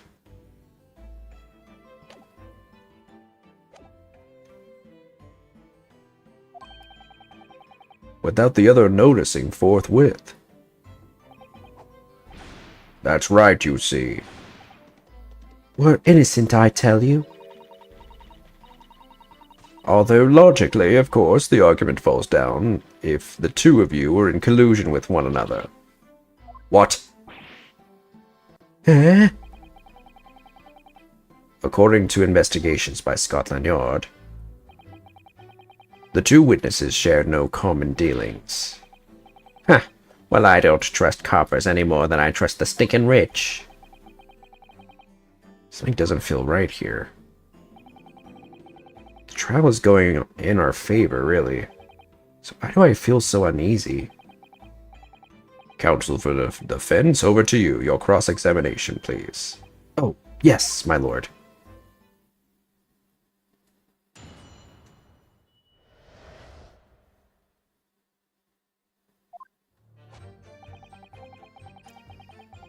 We were the only two... Okay, we were the only two people up on that roof deck, dead or alive. I can swear to that.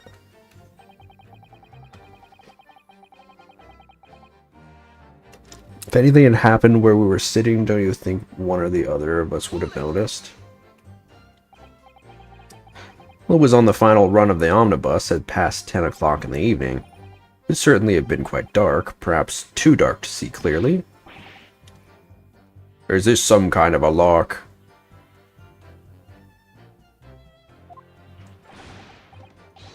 Is this some kind of a joke, he said. Is that what this is?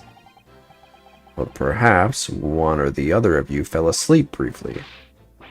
Are you fair dinkum, sir? Are you serious, sir? That's what he said. It's impossible, I tell you.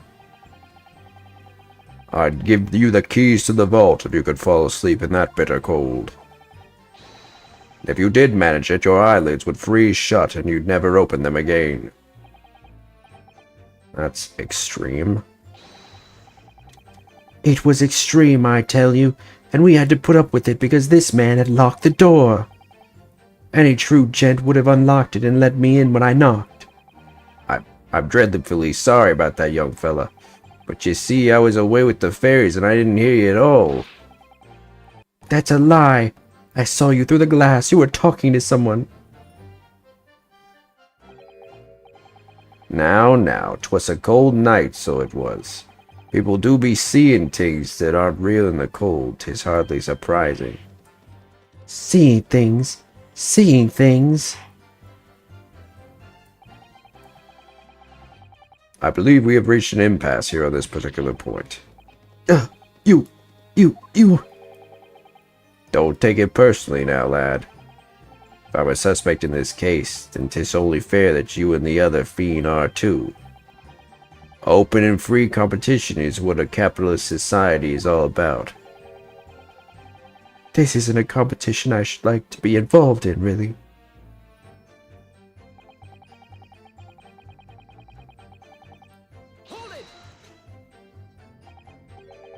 So, you had never met Mr. Thrice-Fired Mason before? Oh, no, not once, never. He'd never met the man before, he said, never. And you, Mr. First, had no prior dealings with the victim either? That's right, sir. Hatters don't have much to do with brickmakers, to be perfectly honest, sir. No, I imagine not, unless you were to make a house out of bricks.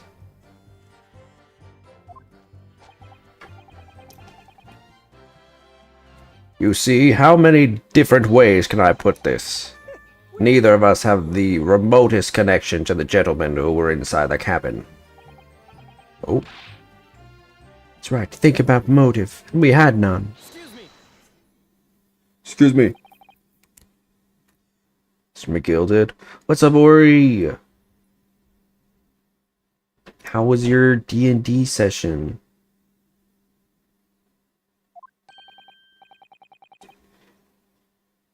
Yes, counsel, what could I be doing for you? Did the witness's last statement give you pause for thought somehow?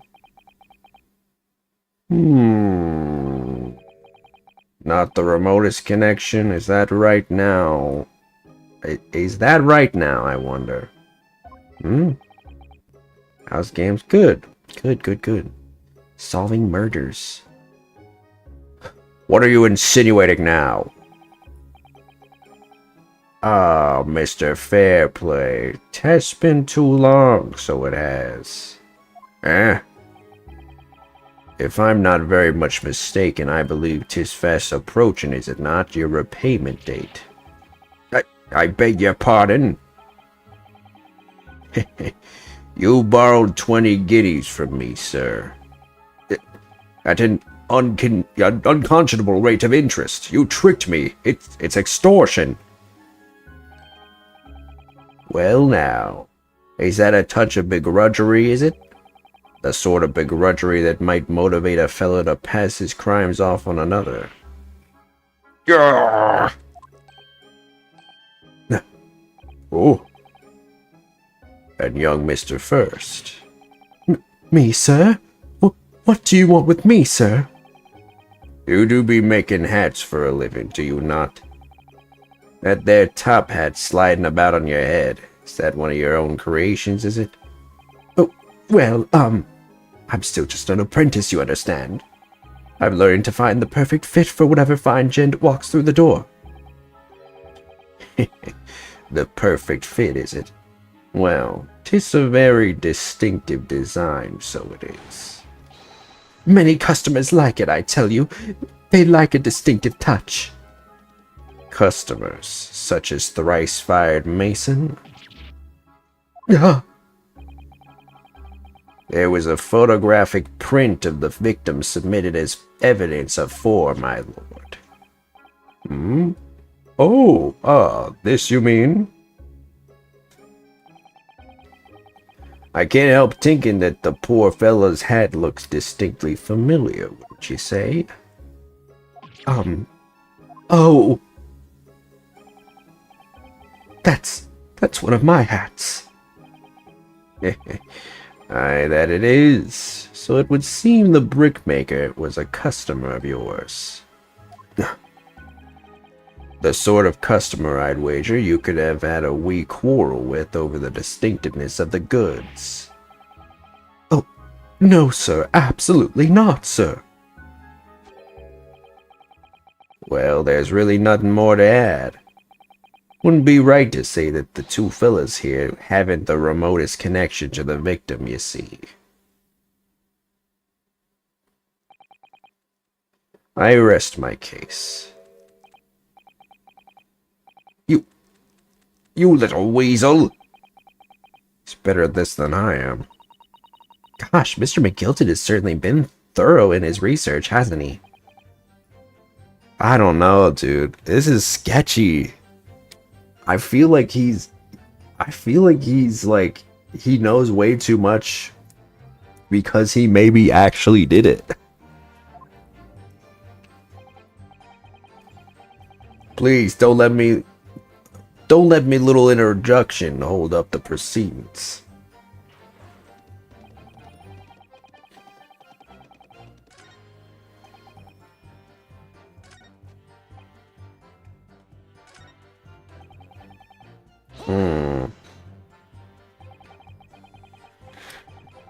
So at no time did the victim, Mr. Mason, climb up to join you on the roof deck. Absolutely not, Dickon. Balls. No question about it, he said. None at all.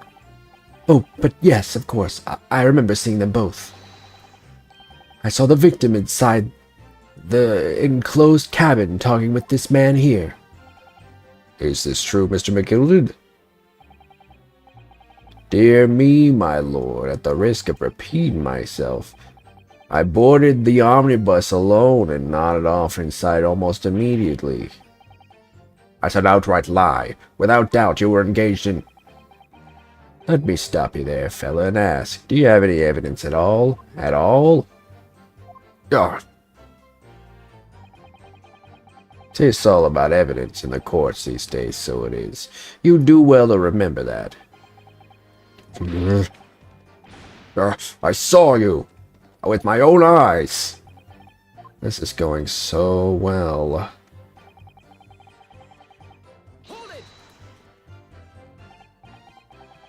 Well, it was on the final run of the omnibus. Okay, we already read this.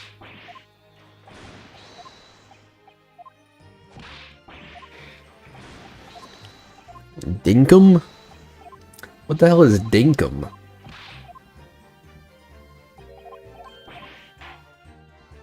What the frick is a dinkum?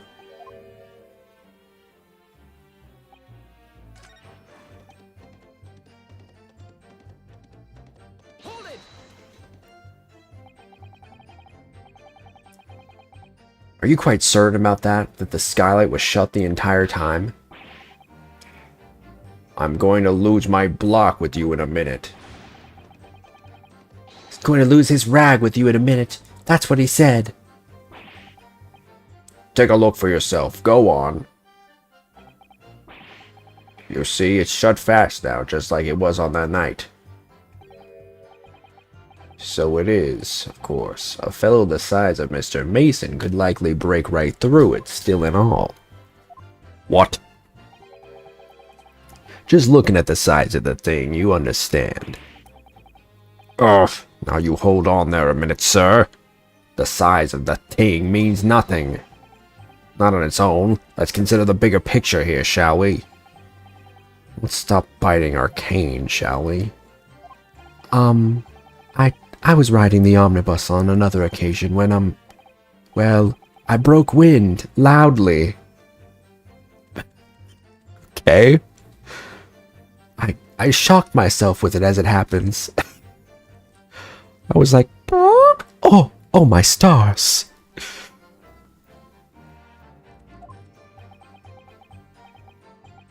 This is an unexpected confession, Mr. First. Oh, I just mean to say, well, the point is, I tried to open the skylight, you see. But just by luck, I couldn't make it budge. The stench was terrible. What is happening? Everyone was looking daggers at me, sir. I went as red as rogue, I did.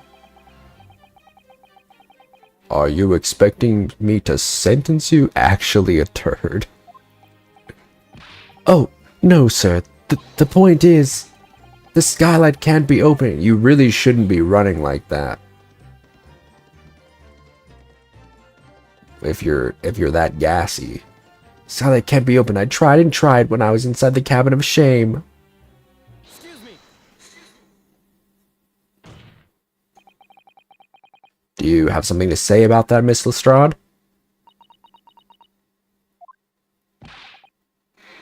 Miss Lestrade.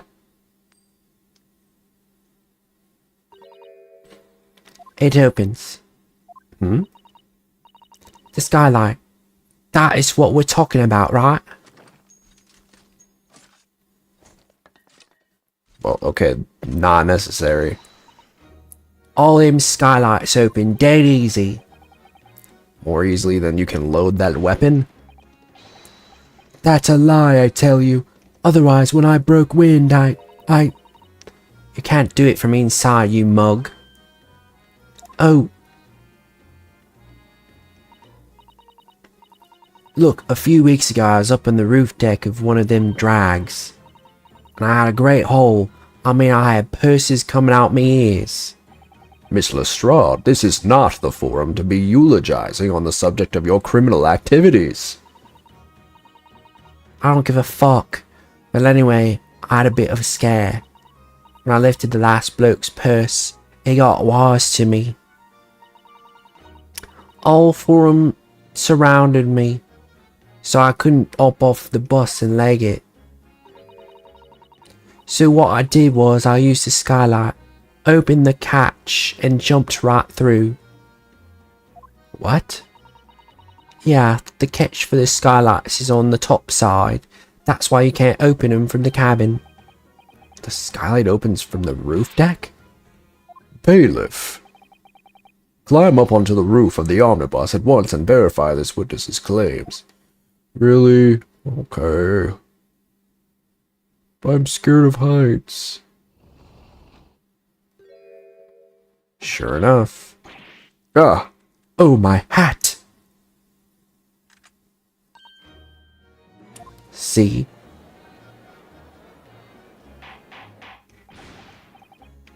Order, order, order. So it appears that this street girl's statement is quite true. I don't believe it. The skylight opens, and from the roof deck. Mr. Naruhodo, this could be the clue we've been looking for. Well, counsel for the defense, please continue with your cross-examination. Yes, my lord. So the skylight opens. Perhaps I should investigate for myself.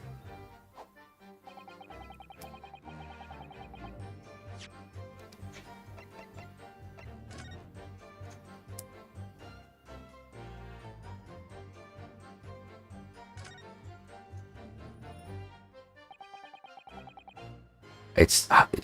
do you guys... I think we said this yesterday. It says Phoenix Wright Omnibus on the end of it. Interesting. So the skylight was fastened shut before.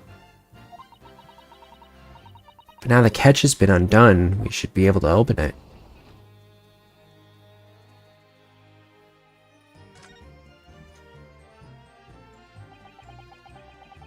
certainly see inside the carriage through this opening, that's for sure.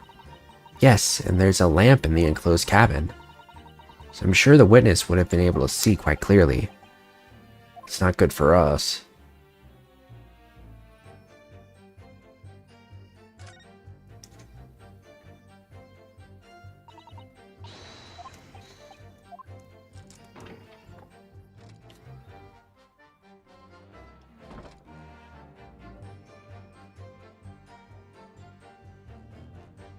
I mean, I guess it would make sense that if he was already dead, he could have, like, fallen down and just splat.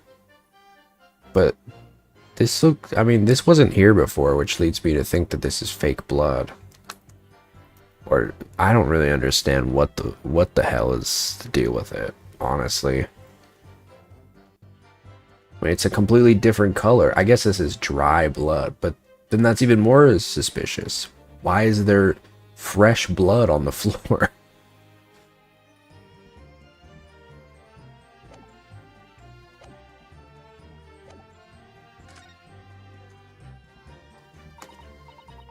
What if these two men really were involved in some way? I couldn't say. I mean, I don't really know anything about them, do I? Although by the same token, I don't really know anything about Mr. McGilded either. It's so hard to know what to believe here. I think we should try to remember that it's evidence alone that can truly determine the outcome of a trial. Evidence. No one can argue against decisive evidence, including the members of the jury. So you're saying that what we need now is to find a conclusive piece of evidence? Yes, Mr. Naruto, precisely.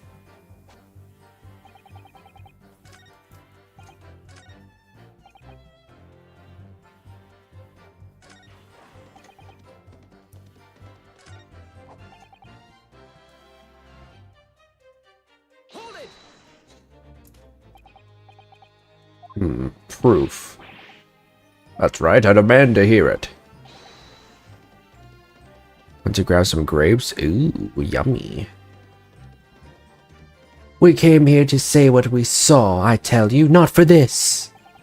But you call us both shicers. What the hell is a shicer? Brand us as criminals. You call us liars, that's what he means, and accuse us of doing it. As it stands at the moment.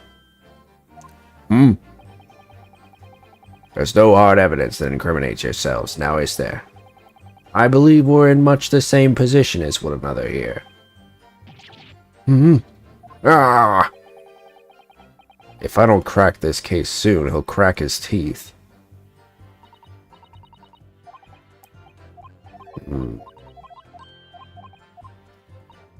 Proof?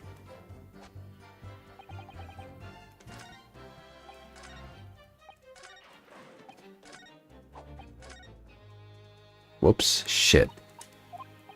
Oh, shit.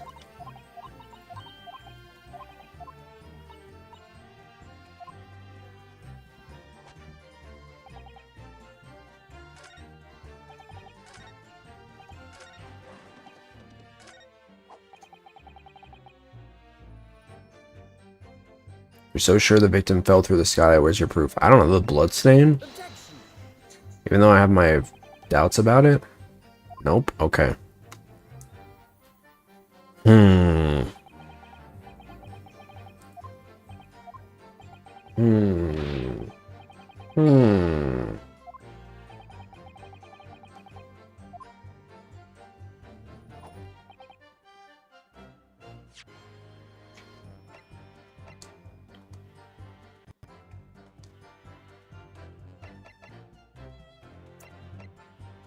If you're so sure the victim fell through the skylight, where's your proof? Oh no. I don't know. Oh, wait. There's... Oh. Wait a second. Wait a second.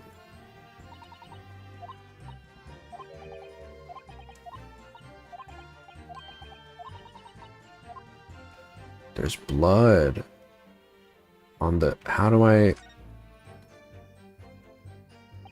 To flip, there's seats on top of those. Never seen that. It's like an old-timey thing, I think. Before buses.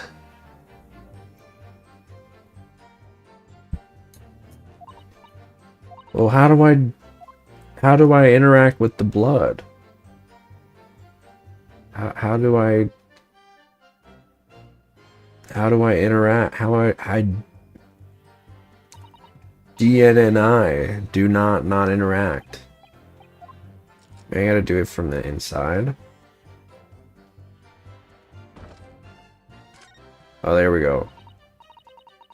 Yes, it does open very wide, doesn't it? Might have to kick someone like you through, certainly, Mr. Naruto. Don't get any ideas. Why someone like me? Ah! What is it? Look, just here. Look at this. That's without question. It's blood. Why would there be a blood stain here? Surely, it can't be unrelated to the case, can it?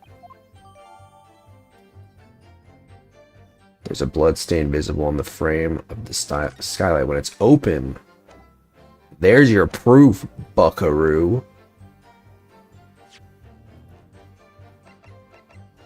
Objection. On the night in question, the victim was fatally stabbed in the stomach. And immediately afterwards, the victim's body was pushed through the skylight into the cabin below. Those are the facts, and the irrefutable proof remains clearly visible on the omnibus that stands before us today in this very courtroom. What? That's utter humbug. Humbug? You can't possibly have any evidence. No, you can't. I mean, we didn't do it, I tell you. It's impossible. But you know what is possible? Getting through the top of the hour ad break. I'm working on it. I'm working on it. If you wanna the motion with the cane. If you wanna not see ads, subscribe. But if not, here's the top of the hour ad break. There it is. And now we can just stare at him doing the thing.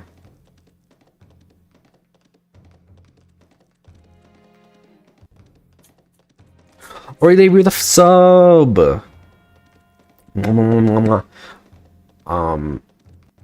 Yeah, crazy animations in this game, I gotta say.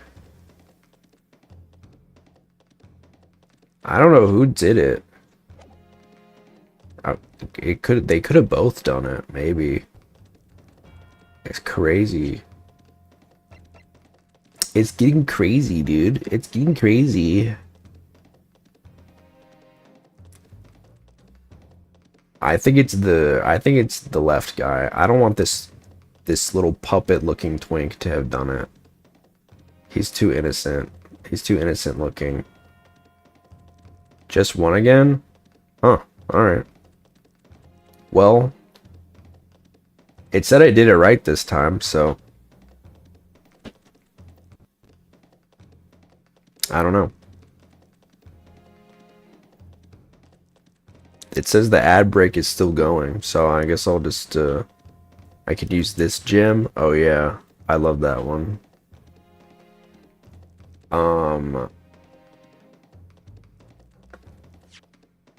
I think his ass did it, dude. I think the black hair guy did it. I don't want this little twink to have done it. My little hat twink. He's too cute.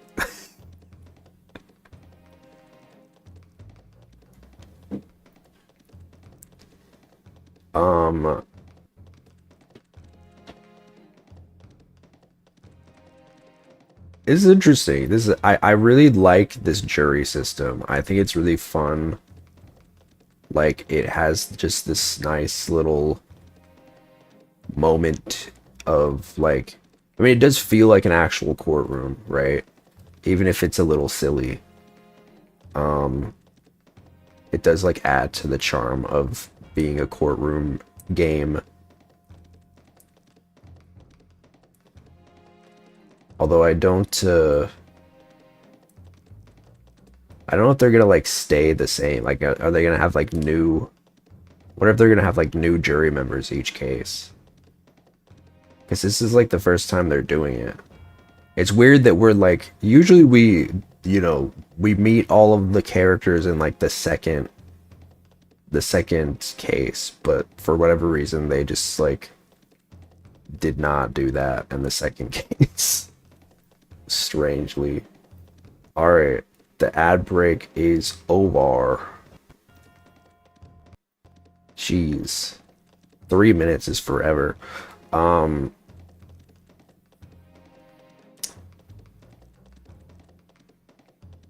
I mean, we didn't do it, I tell you. It's impossible. It's over. Irrefutable proof here in this courtroom. Counsel. My lord. I believe everyone would appreciate a little clarification here.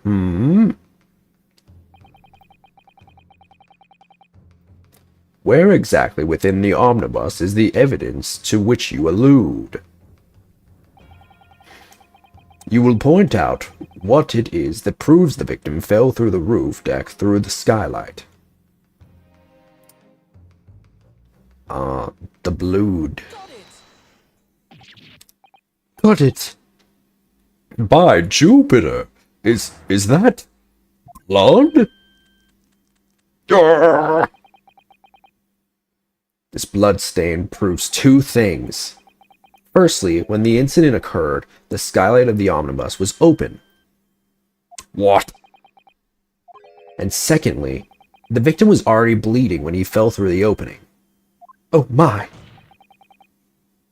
And so it follows that Mr. McGilded, who was inside the enclosed cabin himself at the time, cannot possibly be guilty of this crime.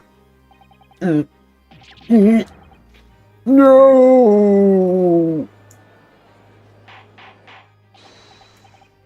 Order, order, order. But the blood could have sprayed up there when the fellow was stabbed inside the cabin. No, girl. And only found its way to that one particular spot on the skylight. Sure. And that would be very convenient. And let's keep it in mind that the skylight catch can only be unfastened from the roof deck. I myself wouldn't have been able to open it now, would I? But, there's no way to know for certain, is there?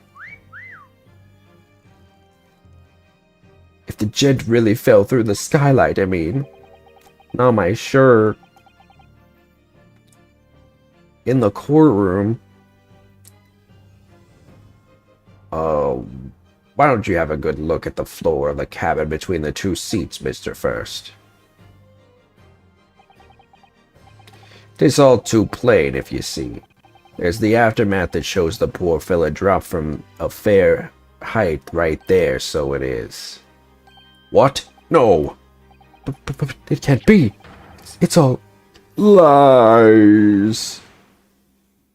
My fellow jury members, I think we can all agree that this is clear proof of the defendant's innocence, can't we? I believe we can, yes, sir. It's clear to me now that where the filthy rubbish can be found in this courtroom. So, they thought they could pull the wool over my eyes, did they?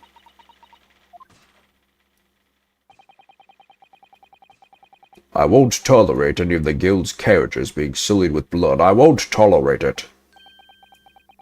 Oh, I always knew that nice gentleman who gave us that delightful park couldn't have done such a thing. She is the fakest bitch ever, dude.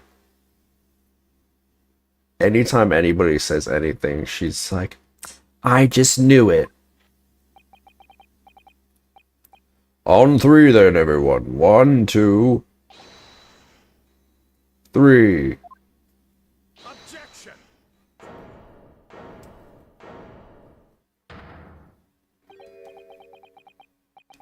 A chilling performance, Mr. McGilded. Oh? And what would you have been referring to there now, Lord Van Zeeks? A bloodstain on the frame of the skylight. Such evidence is null and void. What? Why? For one extremely simple reason. That smear of blood never existed. What are you talking about? It's there for all to see, and it's clearly blood. I personally attended Scotland Yard's investigation of the omnibus. The officers involved went over the carriage with a fine-toothed comb. So I can state with absolute surety, no such smear of blood existed in the carriage. At least not until this trial began. But are you suggesting, Lord Van Zeeks, that this stain of blood was fabricated, my lord? Yes. And while the court has been in session. What? Yeah, I figured, because, I mean, that floor stain wasn't there before. What a palaver, whatever that means. I must say, I didn't expect such crude reasoning from a prosecutor of your standing, Lord Van Zeeks. But I'm Magnus McGilded, a fella known all over the capital for his fine contributions to public life. I don't take kindly to slander, and I'll fight it to the bitter end. Even if it's rolling off the tongue of the Reaper of the Bailey. Mr. McGilded, I realize that this is your first appearance in court as the accused. However, I am well aware of your involvement behind the scenes in a great many affairs of dubious nature. You're very adept when it comes to avoiding getting your own hands dirty. And each time it happens that a case you're involved in is investigated, you adapt the facts. Adapt the facts? What does that even mean? When you wield a fortune the size of Mr. McGilded's, however ill-gotten it may be, nothing is impossible. Tampering with evidence, manipulating the scene of a crime, bribing witnesses. I toast your ability to concoct the most convenient of stories, sir. Tut, Lord Van Zeeks, this will not do, to be sure. Will it now, counsel? Oh, no. I think it's fair to say this does all sound like a rather far-fetched excuse by a desperate man. The blood on the skylight didn't exist, you say?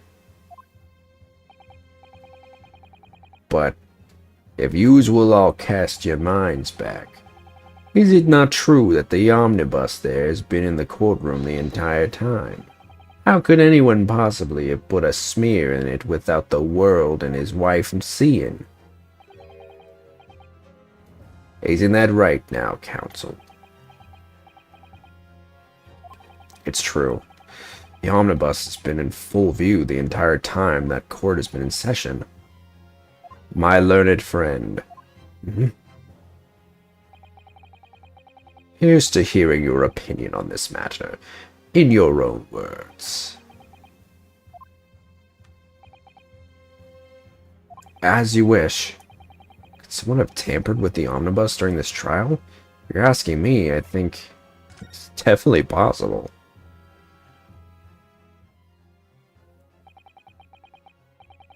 As a defense lawyer, it's my job to advocate for the defendant as best as I can. I feel as though there's something even more important at stake here. There is no evidence to suggest that the defendant did as my learned friend suggests. However, in terms of having the opportunity to carry out the alleged tampering, there is one possibility. Oh, good gracious. Explain yourself. What's up, Wonky? Explain yourself, counsel.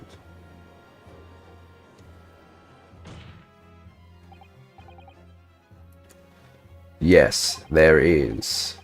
It seems my learned Nipponese friend has no intention of running from this deceit. Deceit? I'm sure everyone still remembers clearly. The recess that we were forced to take. As a result of the smoke grenade fired by the witness currently in the stand, Miss Gina Lestrade.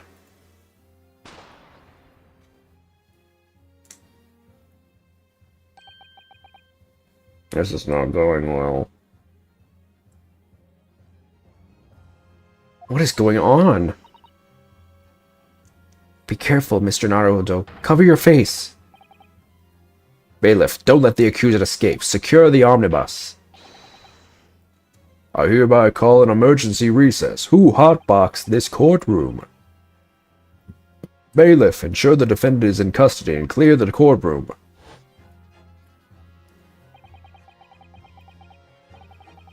The courtroom was filled with smoke, and everyone was thrown into confusion. All of us were made to leave this chamber. In that brief interval, under the veil of smoke and in all the chaos, this is way too extra. The whole spin around. It could have been possible to steal inside the omnibus.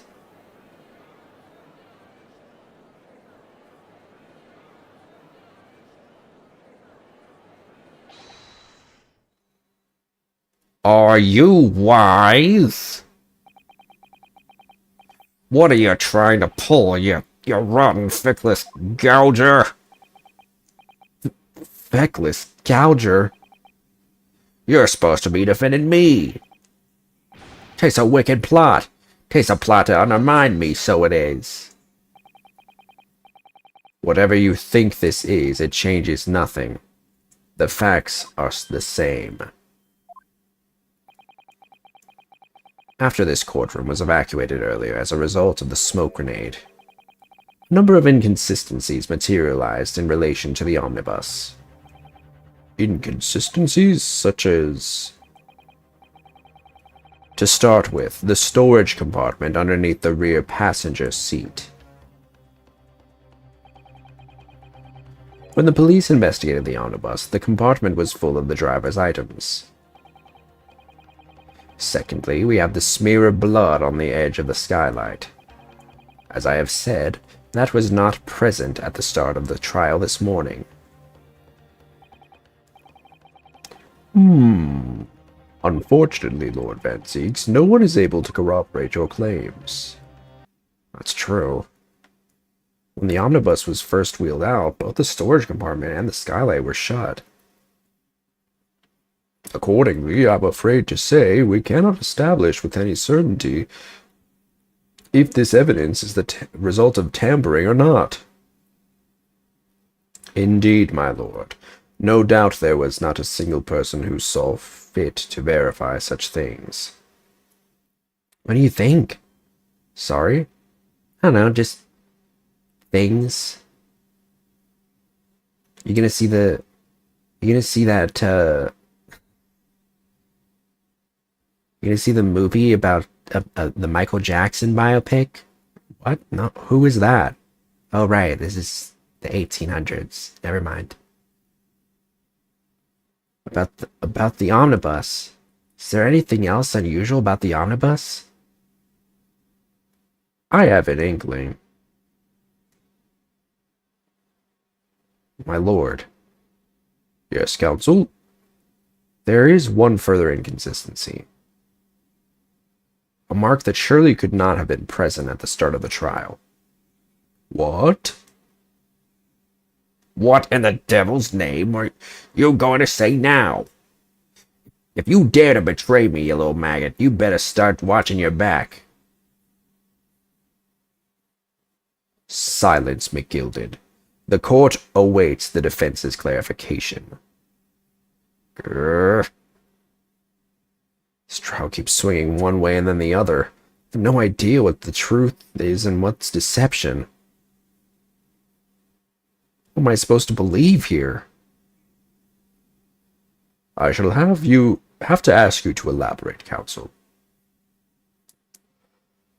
Where exactly is this alleged mark that you claim appeared at some point during the trial? It was the blood on the floor.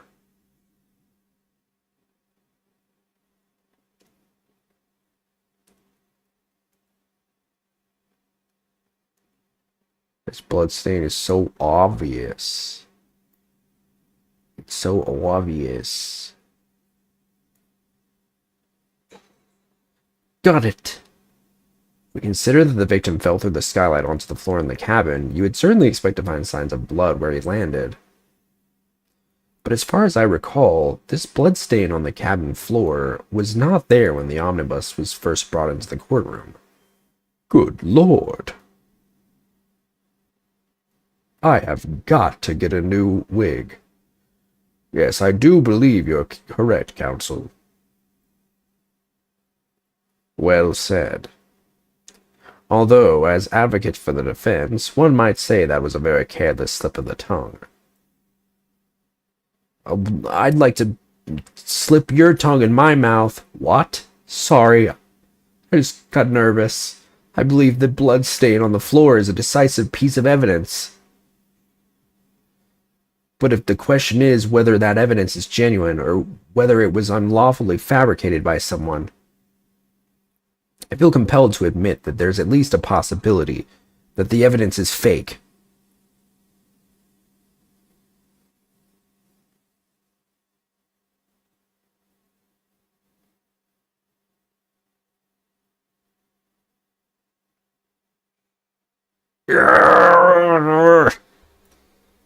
Damn, dude, he had us in a chokehold the whole damn time. This trial is over. Mr. McGilded? Done everything I possibly can to cooperate with the court, but this is all over now. But you're the defendant. This is over, I tell ya. Memory, recollection, what people think they saw, this all a nonsense. Facts are what counts, and the fact is that bloodstain is there now. Well... And over the course of this desperate trial, long and extremely drawn out as it has been, that good-for-nothing Reaper of the Bailey has failed to present any decisive evidence at all. I'm scandalized, so I am. I thought better of Lord Van Zeeks. Well, my lord?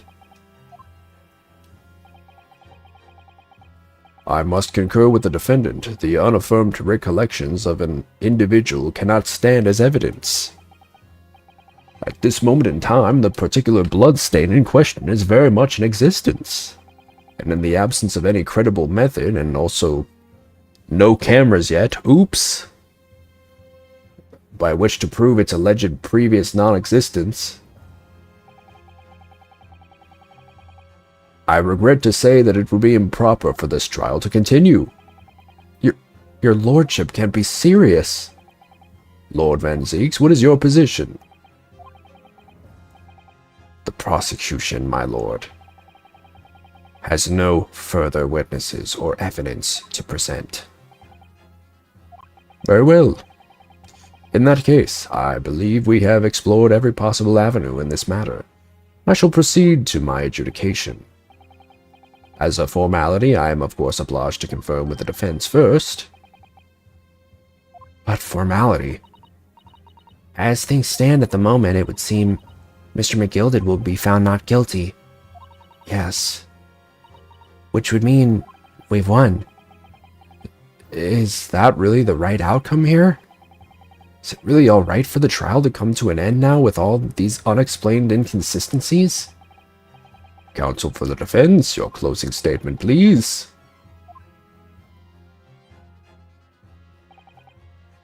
Yes, my lord. The defense believes the defendant could be guilty. Like, I know, like, obviously, it's best to do You know, I gotta represent my client, but like, you know, but I gotta fight for the truth.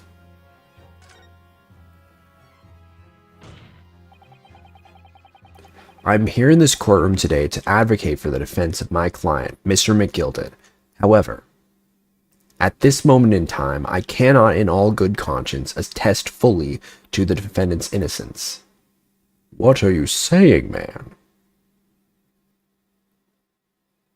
Without any question, there is no conclusive evidence to prove that the defendant is guilty.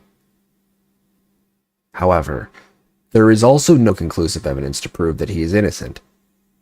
Good gracious me. Order. This is unprecedented behavior, counsel. A defense lawyer calling the accused's innocence into question. Are you of sound mind?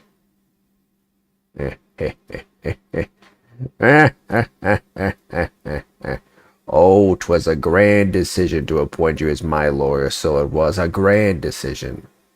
What? I must say, I didn't expect quite such an exciting spectacle at the end there, but here, have this for your troubles. Yeah. Your job here is done, fella. Some fine work you've done, so you have. What do you mean? You lost your ability to purr? How you lose your ability to purr? 'Tis just the right honorable gentleman so succinctly put it afore. The trial can't go on anymore.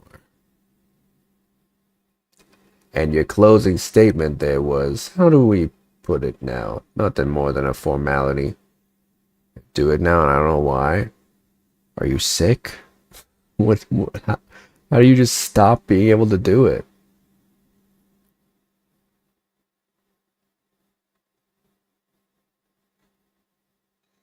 Ah,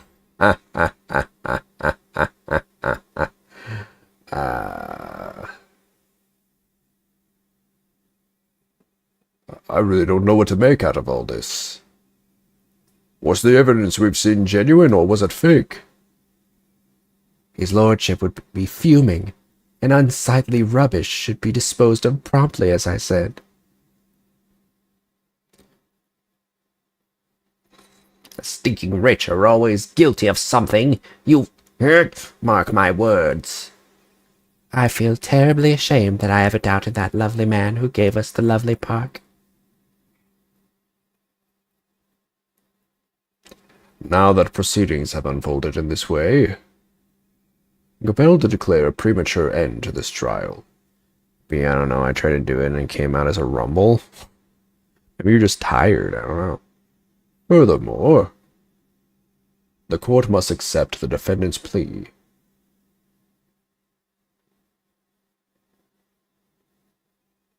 I thank you kindly, my lord.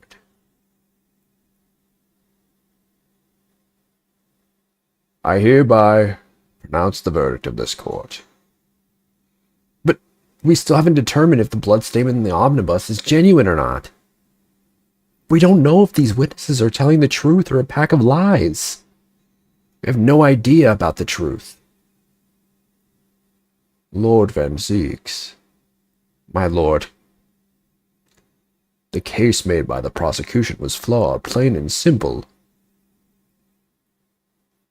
If indeed the omnibus presented as evidence was tampered with, the prosecution is at fault for allowing such a disgraceful perversion of justice to take place. My sincerest apologies, my lord. But wait! When we were evacuated from the courtroom, Lord Van Zeeks ordered the evidence to be secured. I'm afraid the prosecution cannot shun responsibility in this matter. That's so unfair.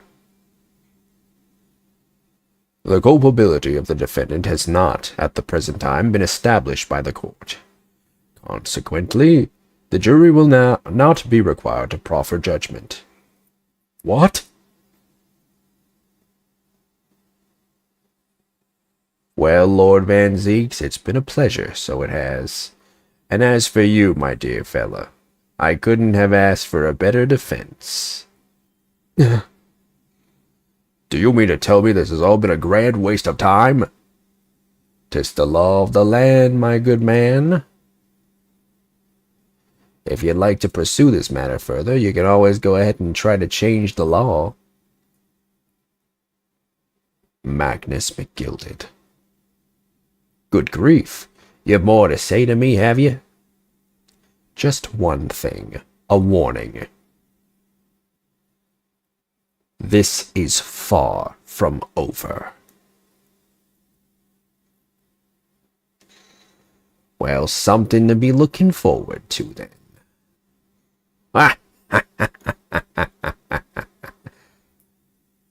I hereby pronounce the defendant, Mr. Magnus McGilded, not guilty. Whoa. What? Who is setting off fireworks in here? That is not safe. I can't believe it. This is an outrage. They should have examined this more. What are you talking about? The man's been cleared. He's innocent. Wait, so that's it? With the courtroom in pandemonium for the second time that day, the judge delivered his verdict. My first ever trial in Great Britain came to an abrupt end, with the defendant being found not guilty, ostensibly a victory for us.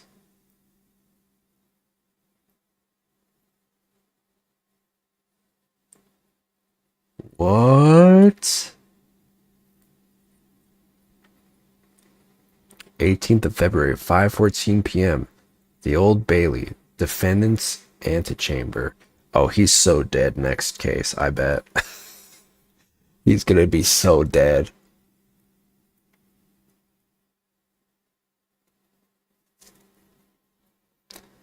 That certainly was a long trial. Yes, it was. Your first ever trial on foreign soil and your first victory. It was a wonderful performance. My heartfelt congratulations. And to you, Miss Susato, thank you for your assistance. I suppose we should be happy. The trouble is, we're still completely in the dark about what actually happened. Well, we didn't have enough time. But isn't it wrong? I mean, who is actually responsible for Mr. Mason's death? We don't even know that.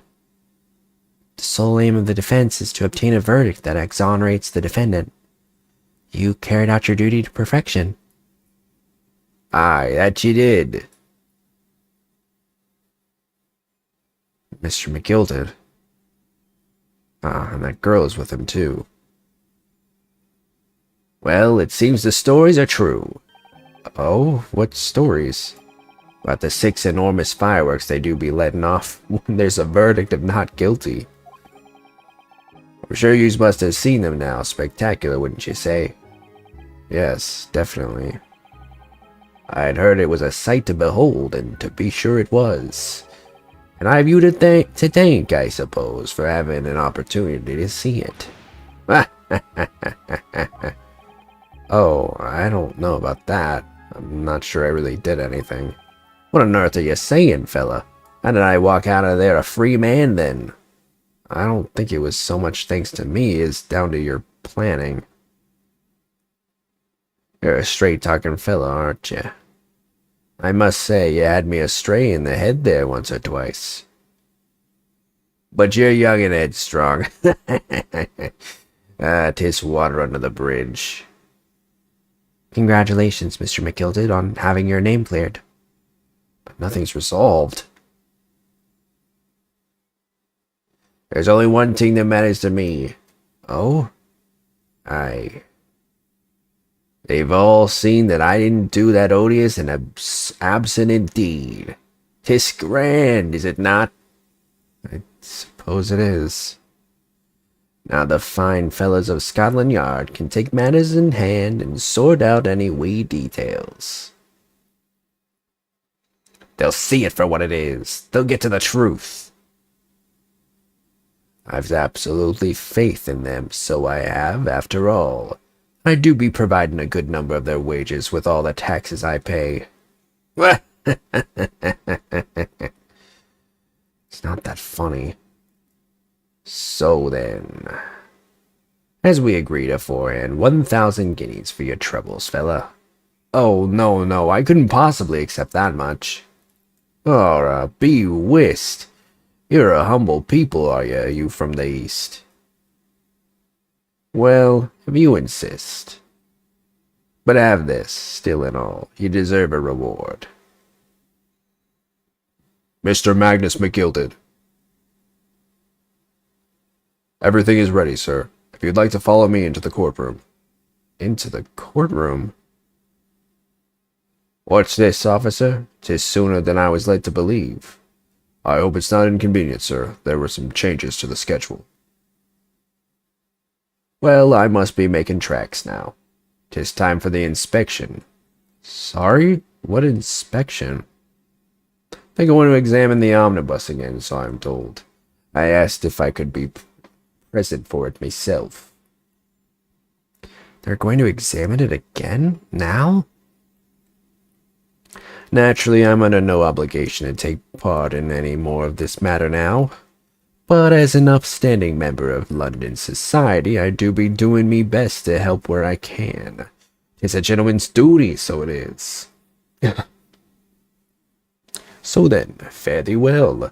'Twas an absolute pleasure meeting yous. I hope you have a whale of a time while you're studying here in Great Britain. But damn, dude, what an ass. And there he goes, a free man. Oh, I forgot she was here too.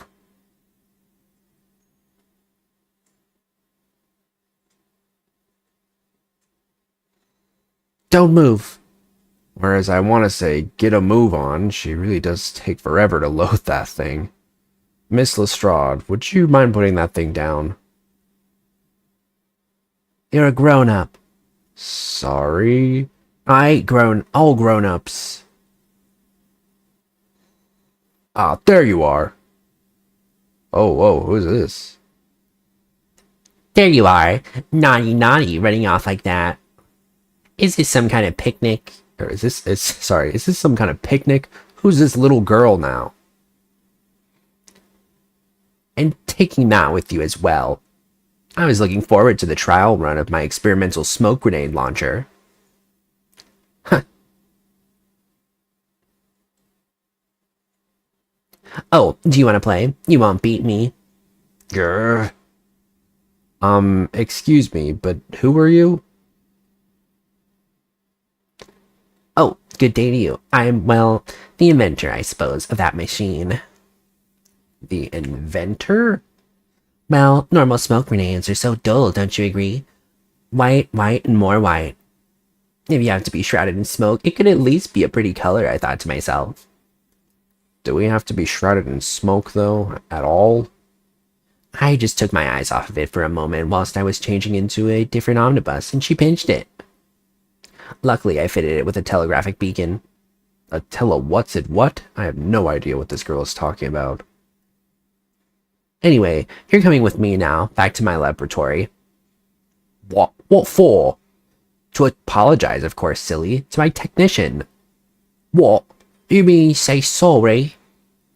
You must say sorry when you've done something wrong. Surely an adult has told you that before. An adult? I don't listen to no adults. Come along then, follow me. Fine, have it your way. Oh good, you see, I knew you want to do the right thing in the end. Fairly sure that what she wants is not to get shot by that massive gun of yours.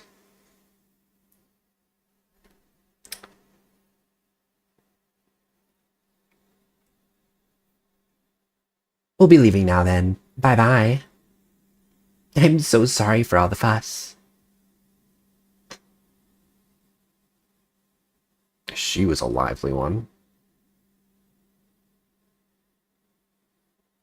Well, do you think perhaps we ought to be on our way now too? Yes, you're right, but where to? Oh, I haven't had time to find a place to stay. No sooner had we arrived in London than we had to rush here. All our traveling cases are still with the bailiff. I was originally planning to spend a day in search of lodgings. But at this late hour in the day, I'm afraid we may be out of luck. Don't worry though, I have a plan. If the worst comes to worst, I've heard of a lovely park where we could spend the night. Please tell me you're not thinking of McGilded Park. I know it may be a little chilly at this time of year, but our youthfulness will see us through. I'm not so sure about that. I think a midwinter London night will freeze a young person solid just as easily as an elderly one. Oh dear, that doesn't sound agreeable. I'm starting to regret turning Mr. McGilded down. Now 1,000 guineas sure would have paid for a lovely warm room, or mansion.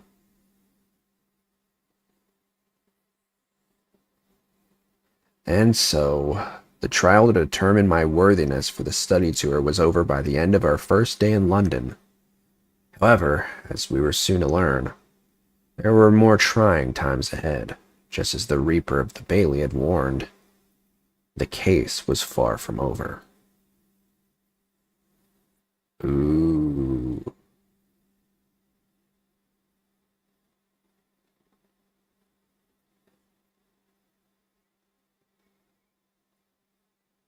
Oh, shit.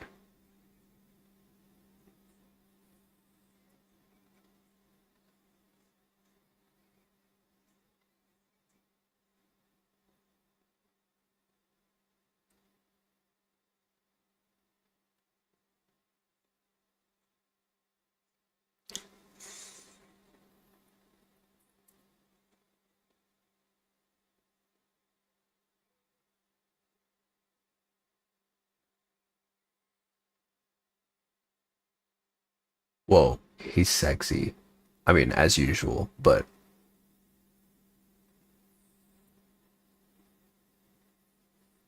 the animators had one hand in the pants when they were making him, dude.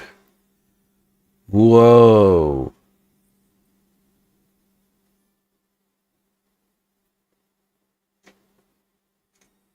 What a case.